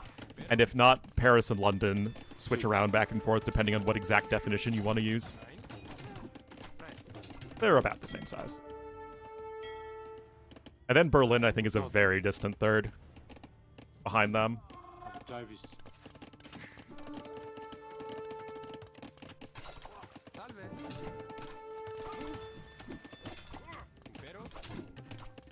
Si. Abu Davis. Austrian standards? Yeah, that's true. Anyway, both players with a villager kill, but Mihai is going to be first up to Castle Age. He's got a stable. He's going to have +1 defense, so the knights here will help clean up all these units.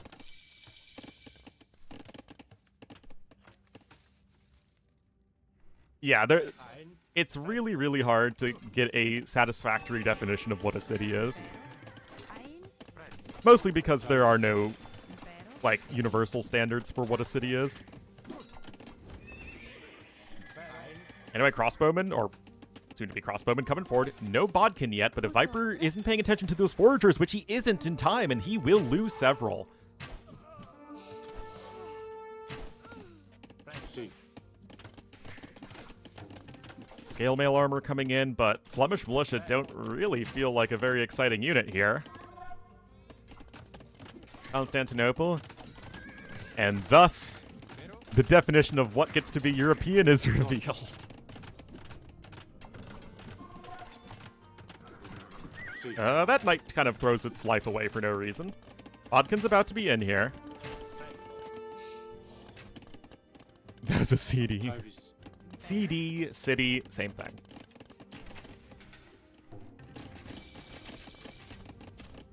But that's around 30 cities. Yeah, I mean, that whole area is kind of... It's like, it's not a single city, but it is like an urban conglomeration. Reality's a social construct. Yeah, that's true. Look at the double layers of walls. We never see that anymore. We used to see it all the time. University coming in here for Viper, and so are his skirmisher upgrades, and of course that will deal very well with the crossbowman of Mihai. That said, Mihai is very slightly ahead in resources, or not in resources, but in villagers, and he is developing the better army. That said, perfectly fine situation for Viper, especially since he had a bit of a rougher start, but that's where the Burgundian eco is really kicking in, getting those early upgrades.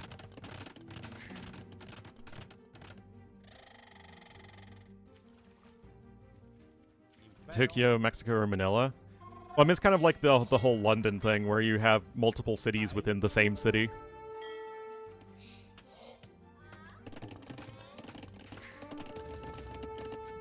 See.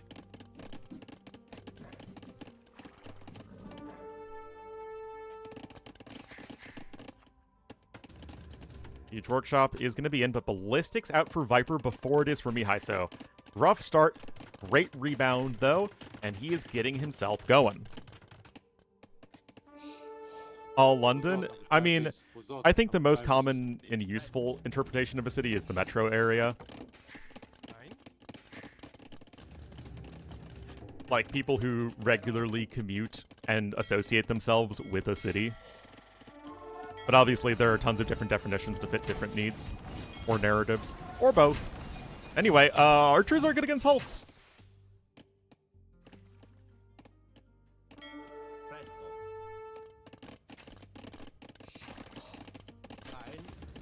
Anganel right there.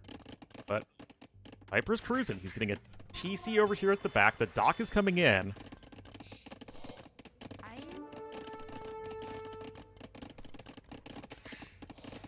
Random scout count. Wait, is that auto scout? I don't know, Viper. It looks a little auto scouty to me. Getting some auto scout vibes. Alright, Horse Collar just now coming in. Viper's eco upgrades as Burgundians looking very good, though. And the Flemish militia will knock down that palisade very quickly.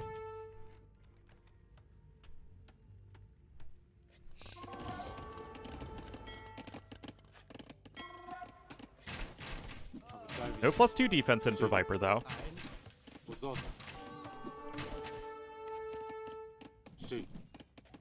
Still, Viper's got a big old army over here, so... He's got an excellent defensive setup. He's now starting to mine some stone. Archers are going to get some more kills, though. But because Viper's doing such a good job of idling Mihai's eco, the villagers he's losing here and there aren't that big of a deal.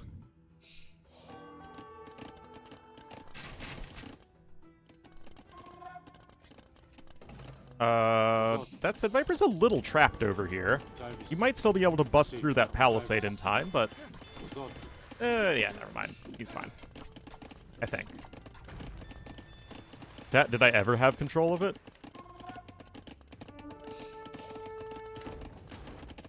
Yeah, that one whiffs. Wheelbarrow just not coming in here from Mihai, still looking to apply some pressure. Viper does have his defensive siege workshop out, and remember, no ballistics for any of these range units here for Mihai. And Viper even gets another villager kill right there. 11 fishing ships to 8. Nobody is docking the pawns over here, which is a little surprising. And Viper also doing very well here on the water. Now, well, Mihai still has the much scarier army on the land, but Viper's positioning has been better, his eco is better, and he's doing better on the water. So that's a lot of betters. Высота. Also, Viper going to start picking up relics as Burgundians, also super huge. He's going to have a castle here in a moment, even buying the stone. A castle up over here or over here would both be very, very good, unless he wants to go with a forward castle. That feels extremely risky for no reason. Yeah, this castle works a lot better. He'll also secure this pond, which is nice. I'm not too sure what Mihai's doing, to be honest. But Viper has simply been outplaying him in the mid-game. Fishing ships there are going to go down.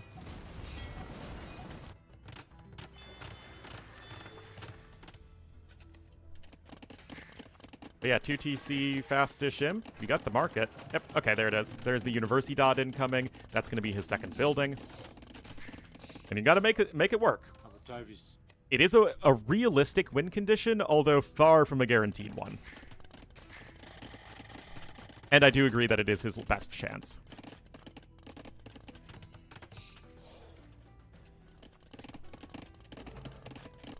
Need to see more archers, though. Need to see some more archer upgrades. Cannons and arbs are very scary.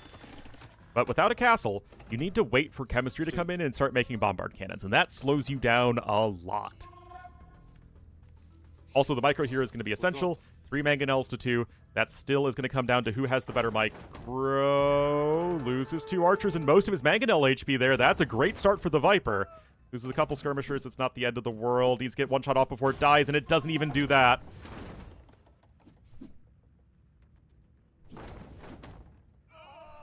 Another couple skirms, but again, this isn't that big of a deal. Ballistics is coming in now. That should be a kill. Oh my goodness, this is just way better micro here from Viper.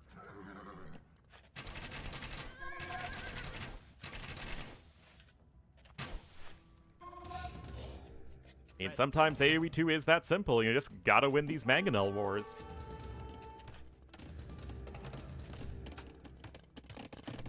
Third range coming in. Viper, though, I mean, he's the one who has all of the presence on the map at the moment.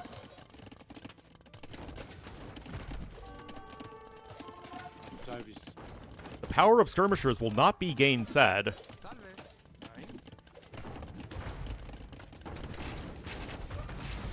Okay, that's a 1-for-1. Now, Viper skirm numbers are slowly getting whittled down. That is true.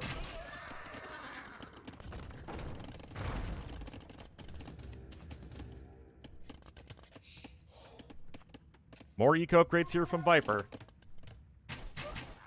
See. I don't think he ever got Thumb Ring. No, he did not. Monk in a very good position there. You should get the kill, though, on the Mag. Oh, he doesn't even do that. Oh, dear. Oh, dearie me. Racer and Chemistry. Chemistry you need to pick up instantly here. Just because, again, no castle. Handcart coming in as well. I mean, Viper's going to have all the eco upgrades here with the Burgungans. Third TC also being attempted here from Mihai. See. Gotta make this push work. Viper's still gonna try and buy as much time as he can. Высота. Avis. Alright. Is this good enough for Mihai? Oh, gets the mango. Chemistry still 30 seconds away. Oh my goodness, Mihai not with the multitasking he needs right there. Высота. Oh my goodness, guys, this is nowhere near enough. The imp units are not even able to do anywhere near enough against these Castle Age units. A tower defense. Oh, random guard towers, why not? Viper's fine. He's also going to be on 5 relics in a second as frickin' Burgundians, man.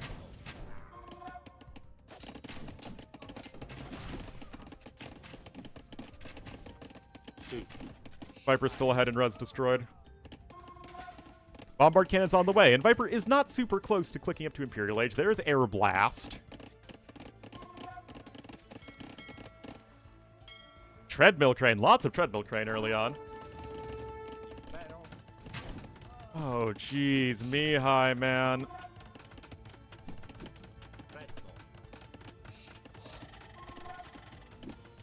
I mean, good ballistics dodging, I guess, but it doesn't feel good. That's for darn sure. Avis. See. Oh, man. What even is this? Viper's gonna click up to Imp in a second. feel like he's probably bought enough time here. Probably. And it's not like Mihai's on 45 vills, right? He is on 85 vills. Which, although not amazing, should be enough to sustain him. See. 6th relic for Viper. Holy cow, Burgundian eco, man. Anyway, guard tower is going to be under threat. Second siege workshop coming in.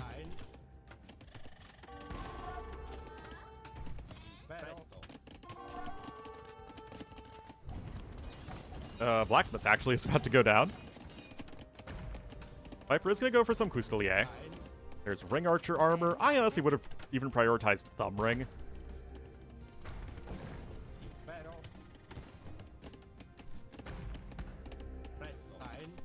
Again, it's all about buildings and just putting stuff in the way of your opponent.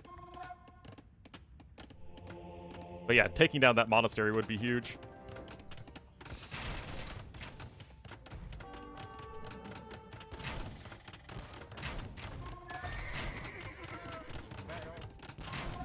And the archers will only be missing Thumb Ring.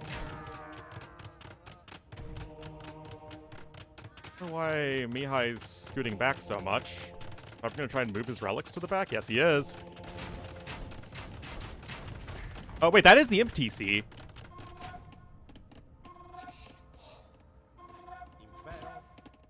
Where are the other bombard cannons? They need to be coming forward. Oh, man, obviously if Mihai realized it, or if Mihai knew, he'd try and snipe the TC immediately and Viper couldn't do anything. But he doesn't know. I mean, we're at 5 bombard cannons, guys. Mihai doesn't have a great chance in this game, but a non-zero chance for sure. Race are going to be in here for the skirmishers, though. And still, no Thumb Ring.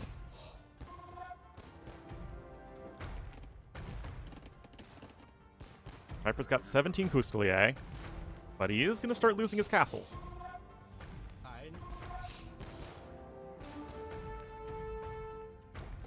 That's a lot of bombards. Mop up. Not without elite. There's plate barding armor on the way. Rip that dock.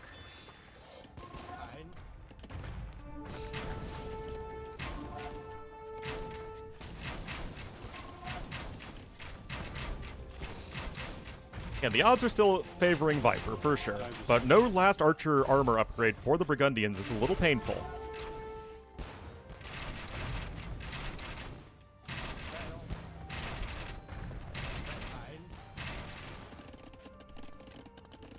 Here to get Thumb Ring.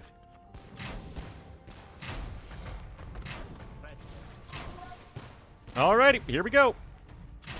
This has to be a close to perfect fight for Mihai.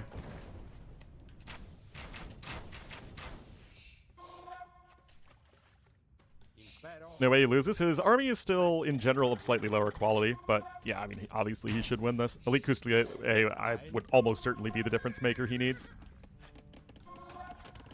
Eco's simply way too far ahead. I mean, a good effort for Mihai, but I just did not like how he approached everything past early feudal age. Now Mihai is trying to fall back. That's not great. Anyway, Elite Custelier is in.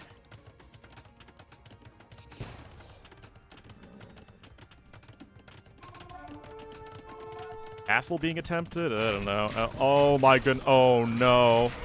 Oh no. Ow. Ow. Ow. Ow. Ow. Well, guys, I think it's kind of hard to argue with that.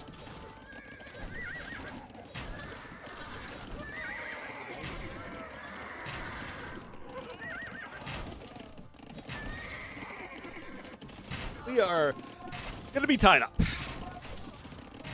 Yeah, I don't know why he was falling back. I mean, to be fair, I don't think there was anything he could do anyway.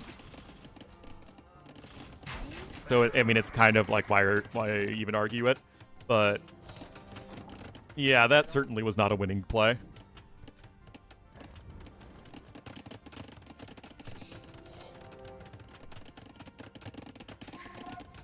Another castle coming in here from Viper.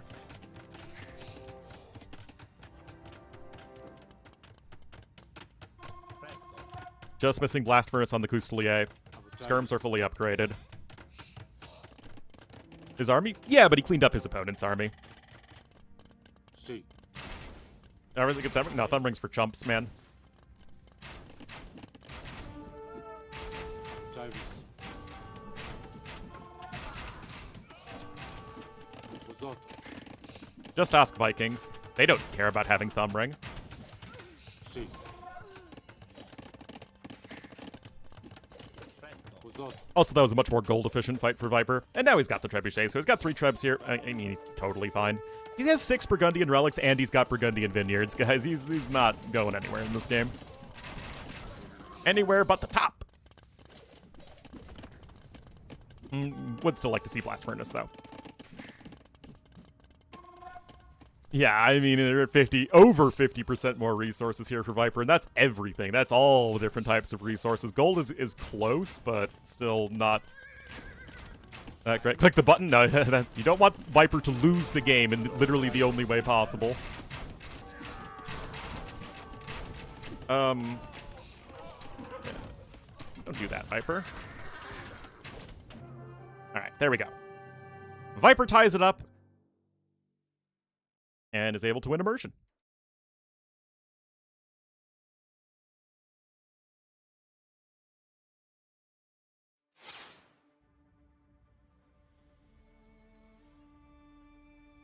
It is Viper's #1 home map.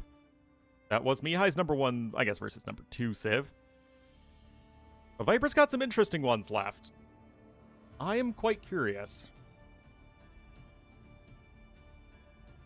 What is the next map going to be? Because it's all land maps from here on out, except maybe border dispute a little bit.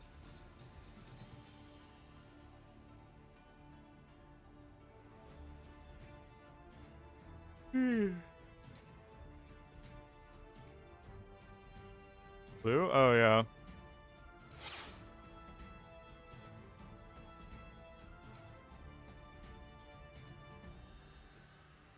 Post.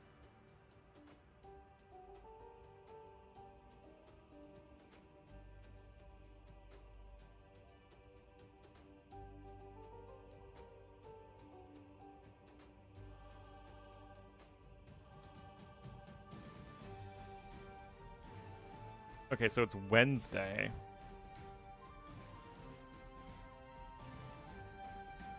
Yeah, it's Sun.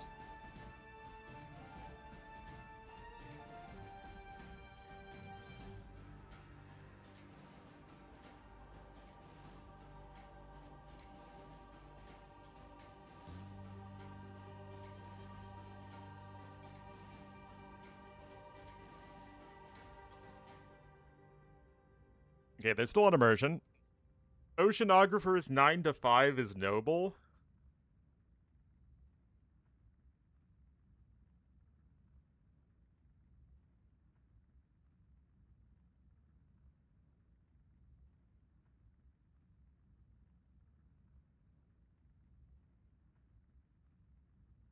Clock? How do you get clock?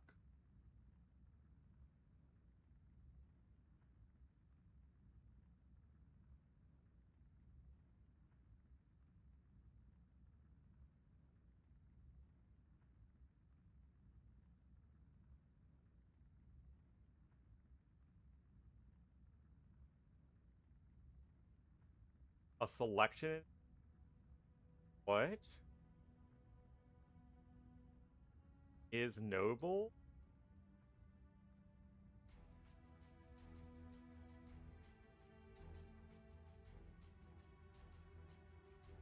I don't know how you get... No, it can't be clock.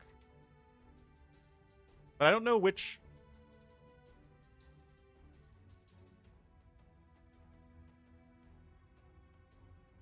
Is it like an anagram? Is it stuff backwards?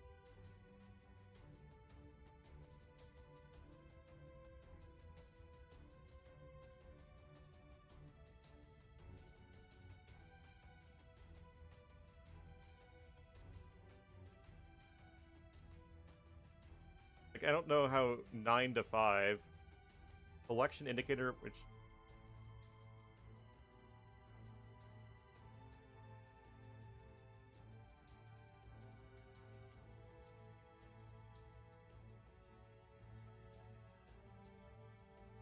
Letter 5 through 9. 1, 2, 3, 4, 5. So... Ogra? Argon.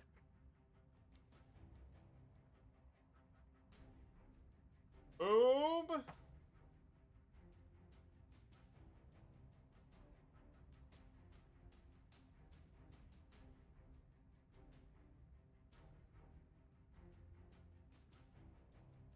All right, Crownwood is next.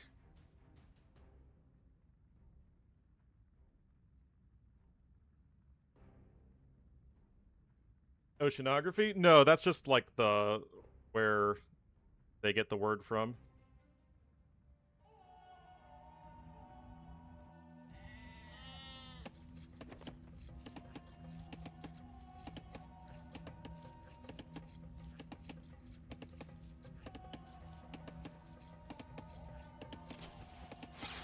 Alrighty. Game number 3. We are all tied up at 1 apiece. This is going to be on land maps from now on, though. We'll feature Mihai in the cyan as the Magyars to the west. Very, very common civ for this map. Whereas Viper is going to be in the yellow as the Gurjaras to the east. So, if we treat this map like Land Madness, because that's basically what it is at this point, it actually makes sense, because you saw Gurjaras picked there all the time because they're a good counter-scout civ.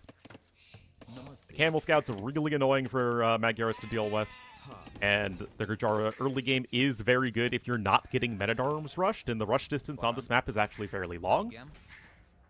So I actually think that the draft pick makes a lot of sense here for the Viper. That said, what I don't like about Gurjaras here is that there isn't much gold on this map, and Gurjaras are a very gold-hungry civilization. So I think that could really bite him in the butt if he is not winning the game in mid-game.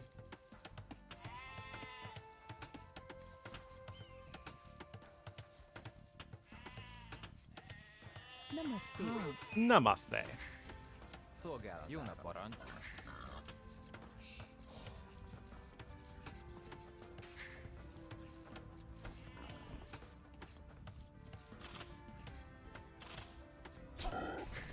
Szolgálatára.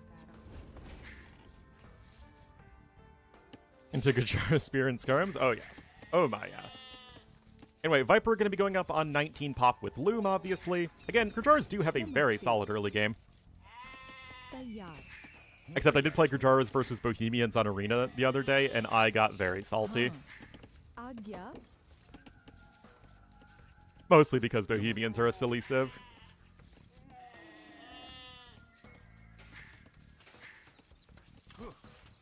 Agna.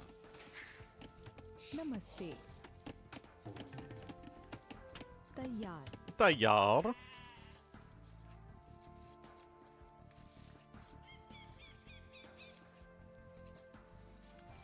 હું તૈયાર છું. Let me tell you about all the Halbs and Hofnitsa I died to. I tried to play a more map control oriented style, but he never gave up on map control and also got to Imperial Age a lot faster. Because he just wasn't spending much food.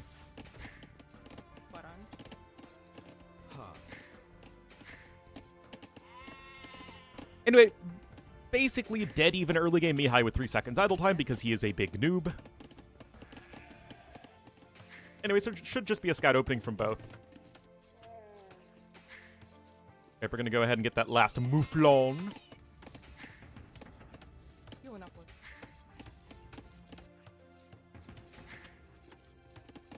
Tayyar. Note that both are still going 1 lumber camp. It's pretty hard to go 2 lumber camps these days when you're going scouts. Use mobility. Retards. That was the original plan, but like I said, he fought really hard for map control. And by the time I was pushing him back, he was in Imperial Age. નમસ્તે.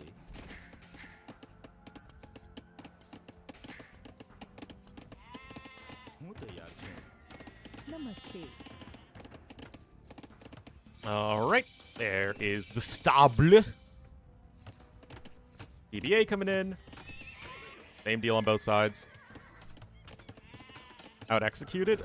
Most likely. Tatars versus Bohemians? Oh, jeez. Tayar.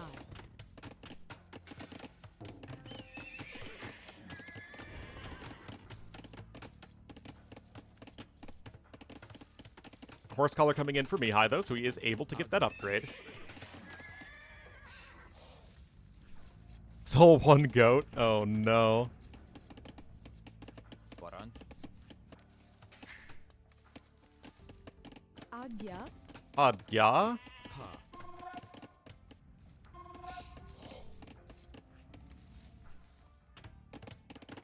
I tried to get all that. Oh, man. Namaste. Oh, random lag for no reason. I love that. Spearman gets a couple pokes in, though, against the Camel Scout. That is really, really good for Mihai. Because, again, this Camel Scout is so annoying to deal with.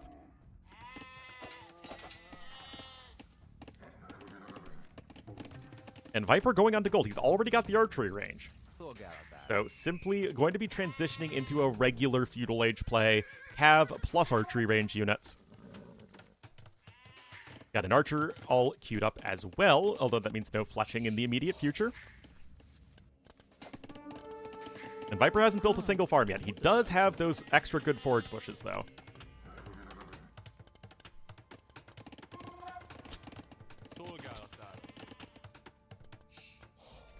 Now, of course, the armies together should be better for Viper, but Mihai stands the ground with the Spearman and gets a scout kill. What's a bush pig? I have never heard of that. Igen, Paran. Wait, defensive tower on that wood line. What? Well, that sounds like quite the game. Ha. Agna. Alright, 5 vills on gold. Solgaladar. Solgataro.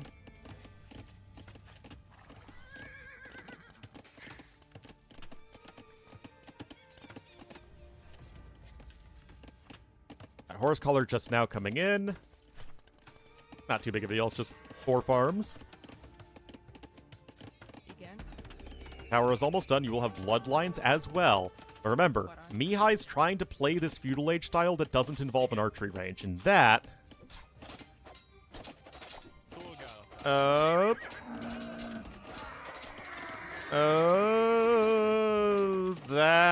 is perfect! Bloodlines plus 1 attack under the tower? I mean...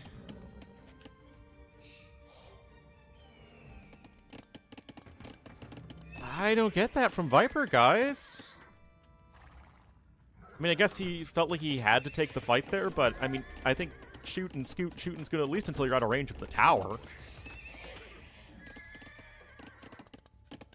And right now, Mihai, with a beautiful engagement, and that's what you have to do. You have to take the fight when the numbers are still relatively low on the archery range units. Otherwise, they're going to scale so much better than you.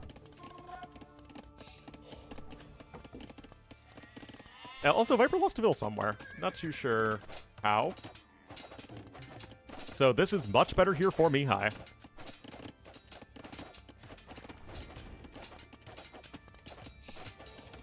And remember, no fletching in yet.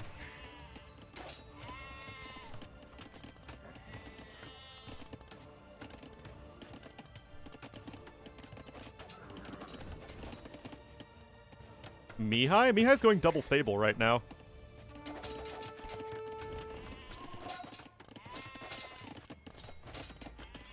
Viper's getting the blacksmith.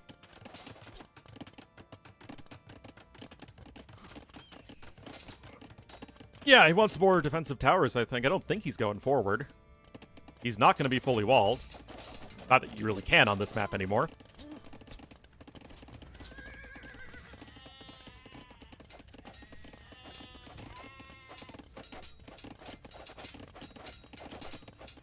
The woodline? I don't really know, to be honest. Oh, he's going forward. Oh.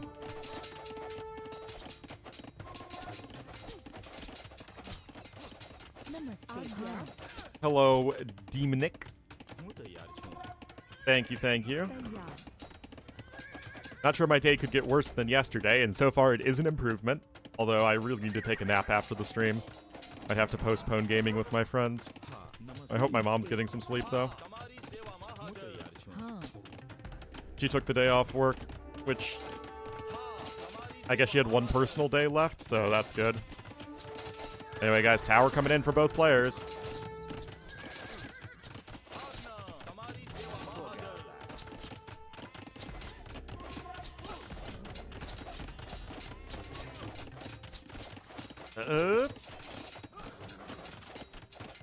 Tower's in first here for Mihai. Trying to make something happen.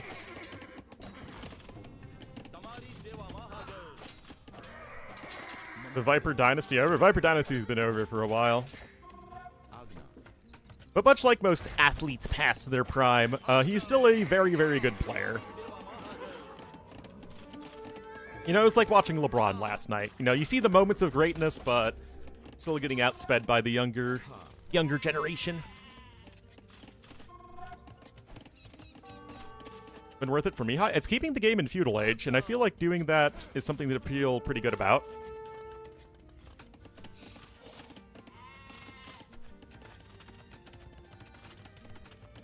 That is a lot of idle TC time, though. And now the Camel Scout's going down.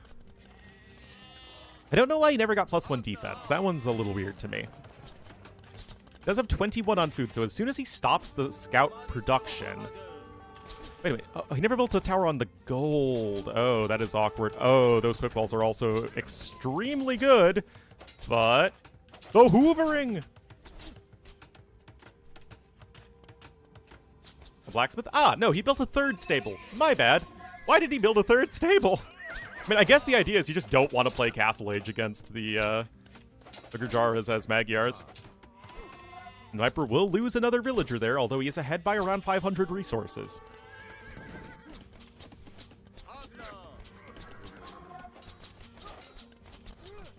Didn't Curry resign?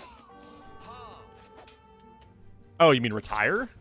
I don't think Steph Curry retired yet. But he's getting up there in that age. But, like, some people are just able to play into their 40s and most aren't.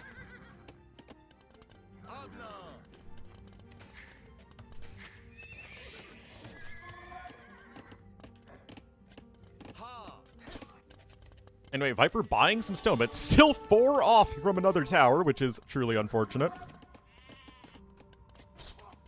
I think Curry's like 36 or 37, though, so that's actually getting to the point of regular retiring. In basketball? I mean, it's still going to be a little bit injury dependent, but it's much easier than, you know, a full-blown contact sport. Or something where cardio is essential, like soccer. 38, yeah, there you go. In multiples of 25? What? Oh, like, you can just buy, like, a little bit of stone? I thought you meant, like, buy and sell 25 times as much. We've all retired? Yeah, that's crazy.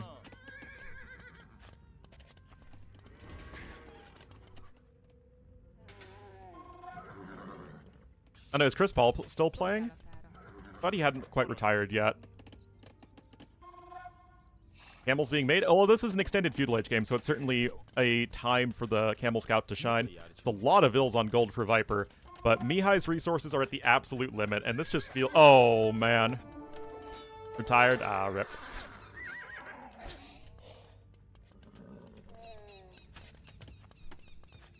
Hers game Insta. Instagram. Look at that gold collected difference. Maybe people retire before LeBron, yeah.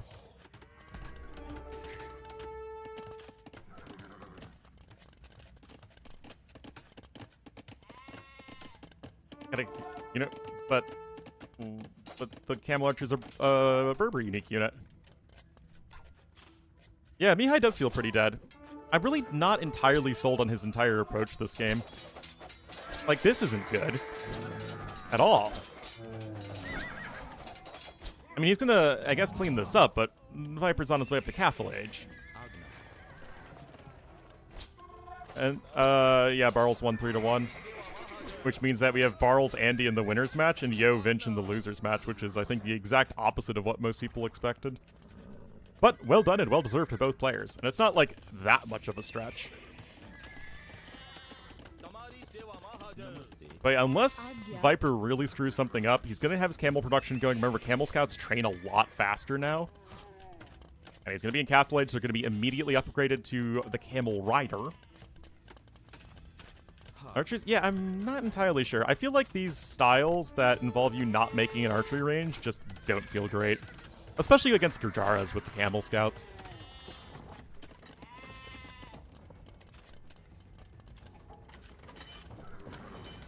More camels coming in here for Viper again. He just needs to hold on another 30 seconds, and I don't see how he doesn't do that. He does take the fight right now. Honestly, it's probably fine anyway. This is the main event. Well, this is the full-blown main event. I mean, it wasn't like a super pretty fight for Viper, but it was what we call in around these parts a good enough fight for Viper. And now he's in Castle Age with his Gurjara camels. Remember, you get extra bonus damage, so you get the 12 bonus damage instead of 9, so you get essentially +3 attack on your camels right there. Which is very good. It's a very good bonus.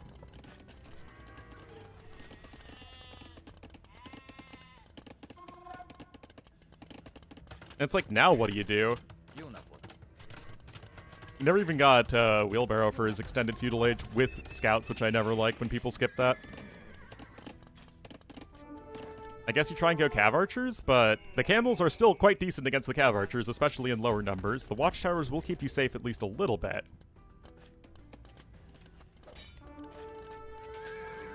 Viper should just boom. Viper could really take this game in a number of different directions. He could boom. I wouldn't hate him trying to secure another wood line. Like maybe one more TC, then just make more army, then apply pressure. Okay, it's gonna go right here. That's fine.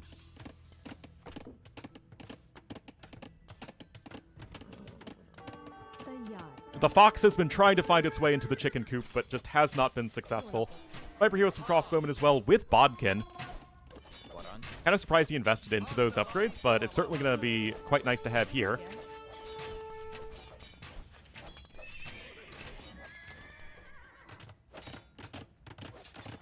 Guys, did you know camels are good against scouts?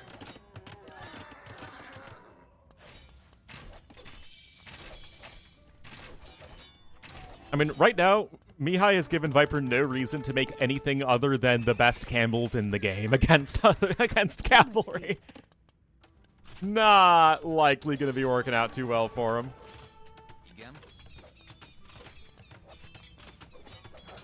Significantly? Has he?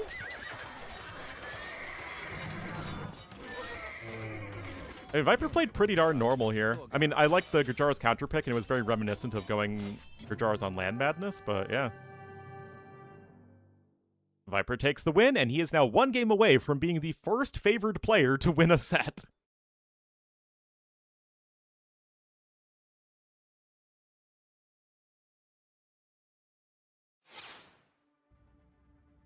Again, the Gurjara pick, not a typical one, but still a very successful one, and there is definitely logic behind it.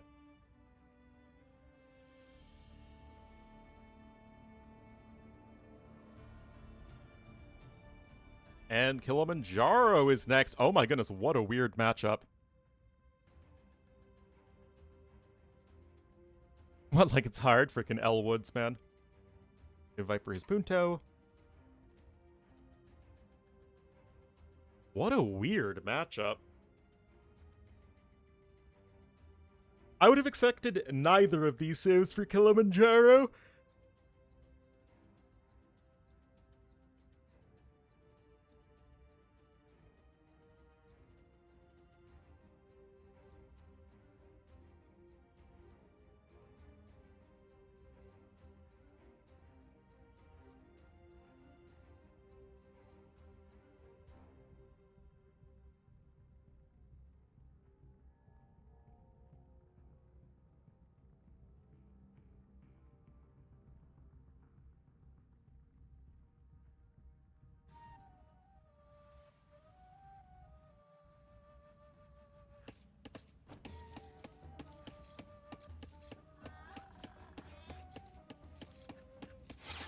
All right.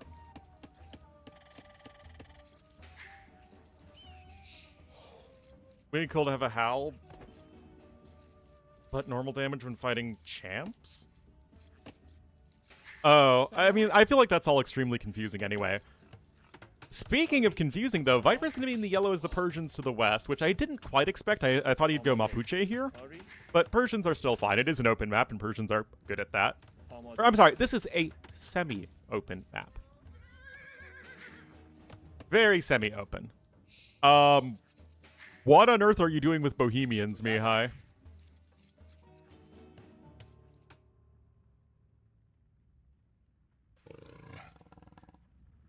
I have no idea what he's doing, guys. You'd think Bohemians just die here because they're never able to cross the map.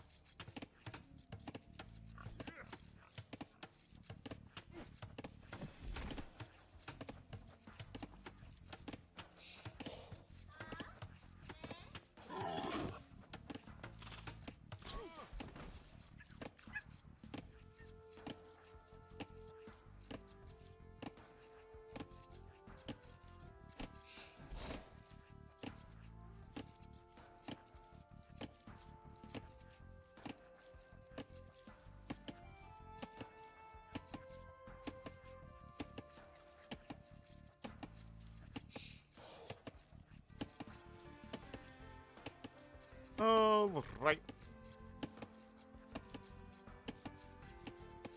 King of the Desert? Well, King of the Desert's just a modified version of Arabia to be more aggressive. And this is a mixed map tournament. But yeah, exactly. Bohemians, not good on open maps, but on a semi-open map. Like, I don't know, guys. To me, a semi-open map is something like Glade or Ghost Lake or Golden Pit / Gold Rush. Maps where you, like, you still see Feudal Age play, but it's at least not ridiculous to go Fast Castle.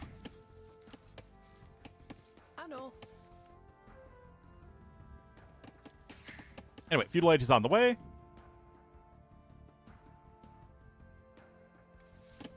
Still, no idea what Mihai... Okay, I guess it's like a Phosphorus. But here's the thing. Is Phosphoruing remotely good on this map? I mean... Viper is going to be going with a kind of goofy-looking Drush. I mean, 19 pop men-at-arms with Persians.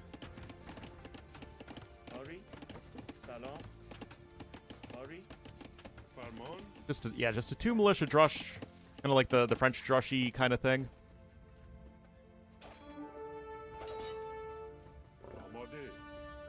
Repick 4,000. What do you think people pick? Chinese. At the highest levels, they pick Chinese. At the not highest levels, probably Wei.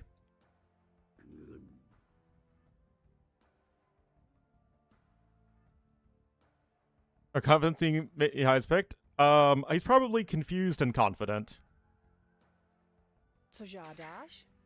But yeah, either Chinese or Wei at the highest levels, and then maybe Vietnamese. But probably Chinese or Wei.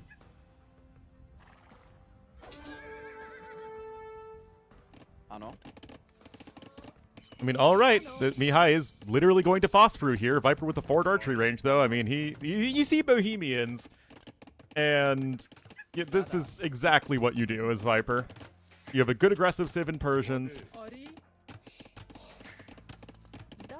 I just don't see it, guys.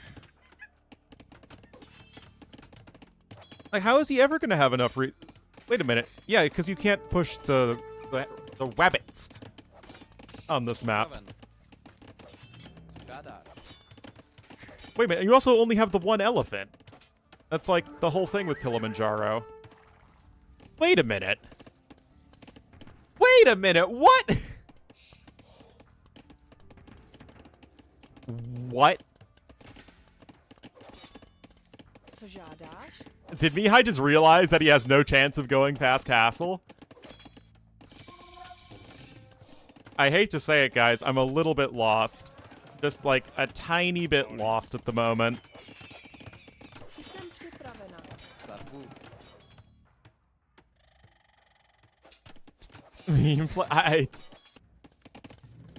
This isn't good, guys. Unless it's a full-blown fake phosphor. Oh my goodness. That is what it is. Oh my goodness, guys.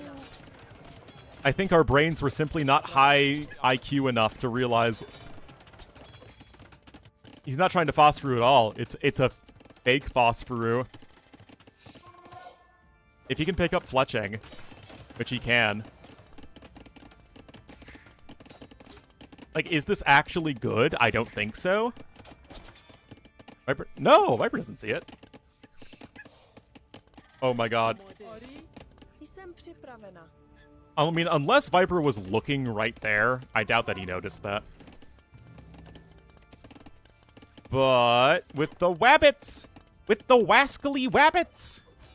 Oh, wait, this is also happening. Doesn't have enough stone for a tower there.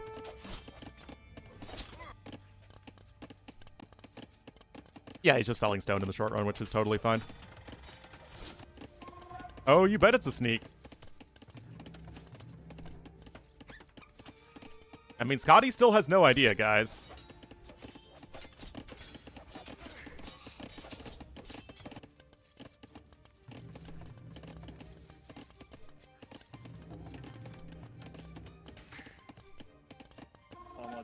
Like, realistically, though, how good is this? Because you have a lot of idle time as well. Zdaš Bůh. Oh, he can totally afford 2-range production, but he can't afford the time it takes. All right, here we are.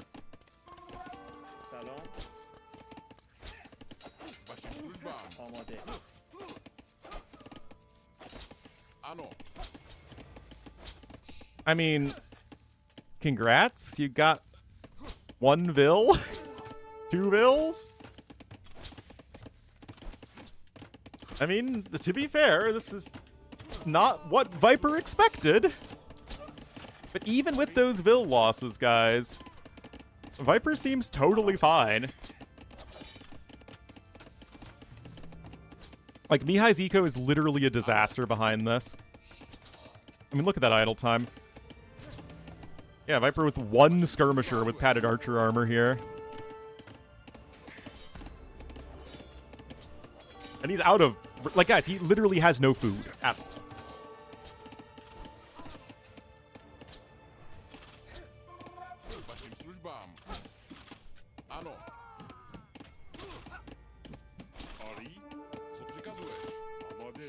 Oh, what's happening? Oh my god! Oh my goodness, guys. Holy cow. You cannot lose 4 archers to TC fire! Oh, that might be it for the day, guys. The fake Foru was not to be successful. Ano. Jsem připravena.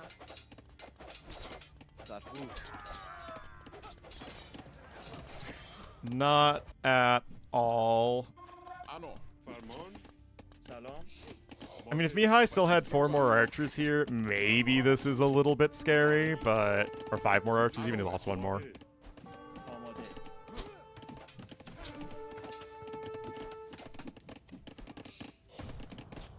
Kind of surprising literally all of those javelins missed, but whatever.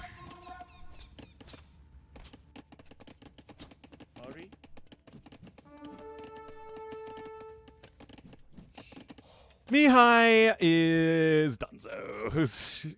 I mean, literally, he has no food at all. That was one of the plays of all time. I'm not exactly sure what that play was, but it was one of them. It was something different, that's for sure. Don't let it ever be said that it wasn't It was a very meta game, but yeah, Viper will be the first favorite to win, and he does so in pretty dominating fashion after a bit of a flop in the first game. Viper's still able to recover quite nicely and win decisively in every other game. So, well done there to the Viper. And that is going to be it for day number 2.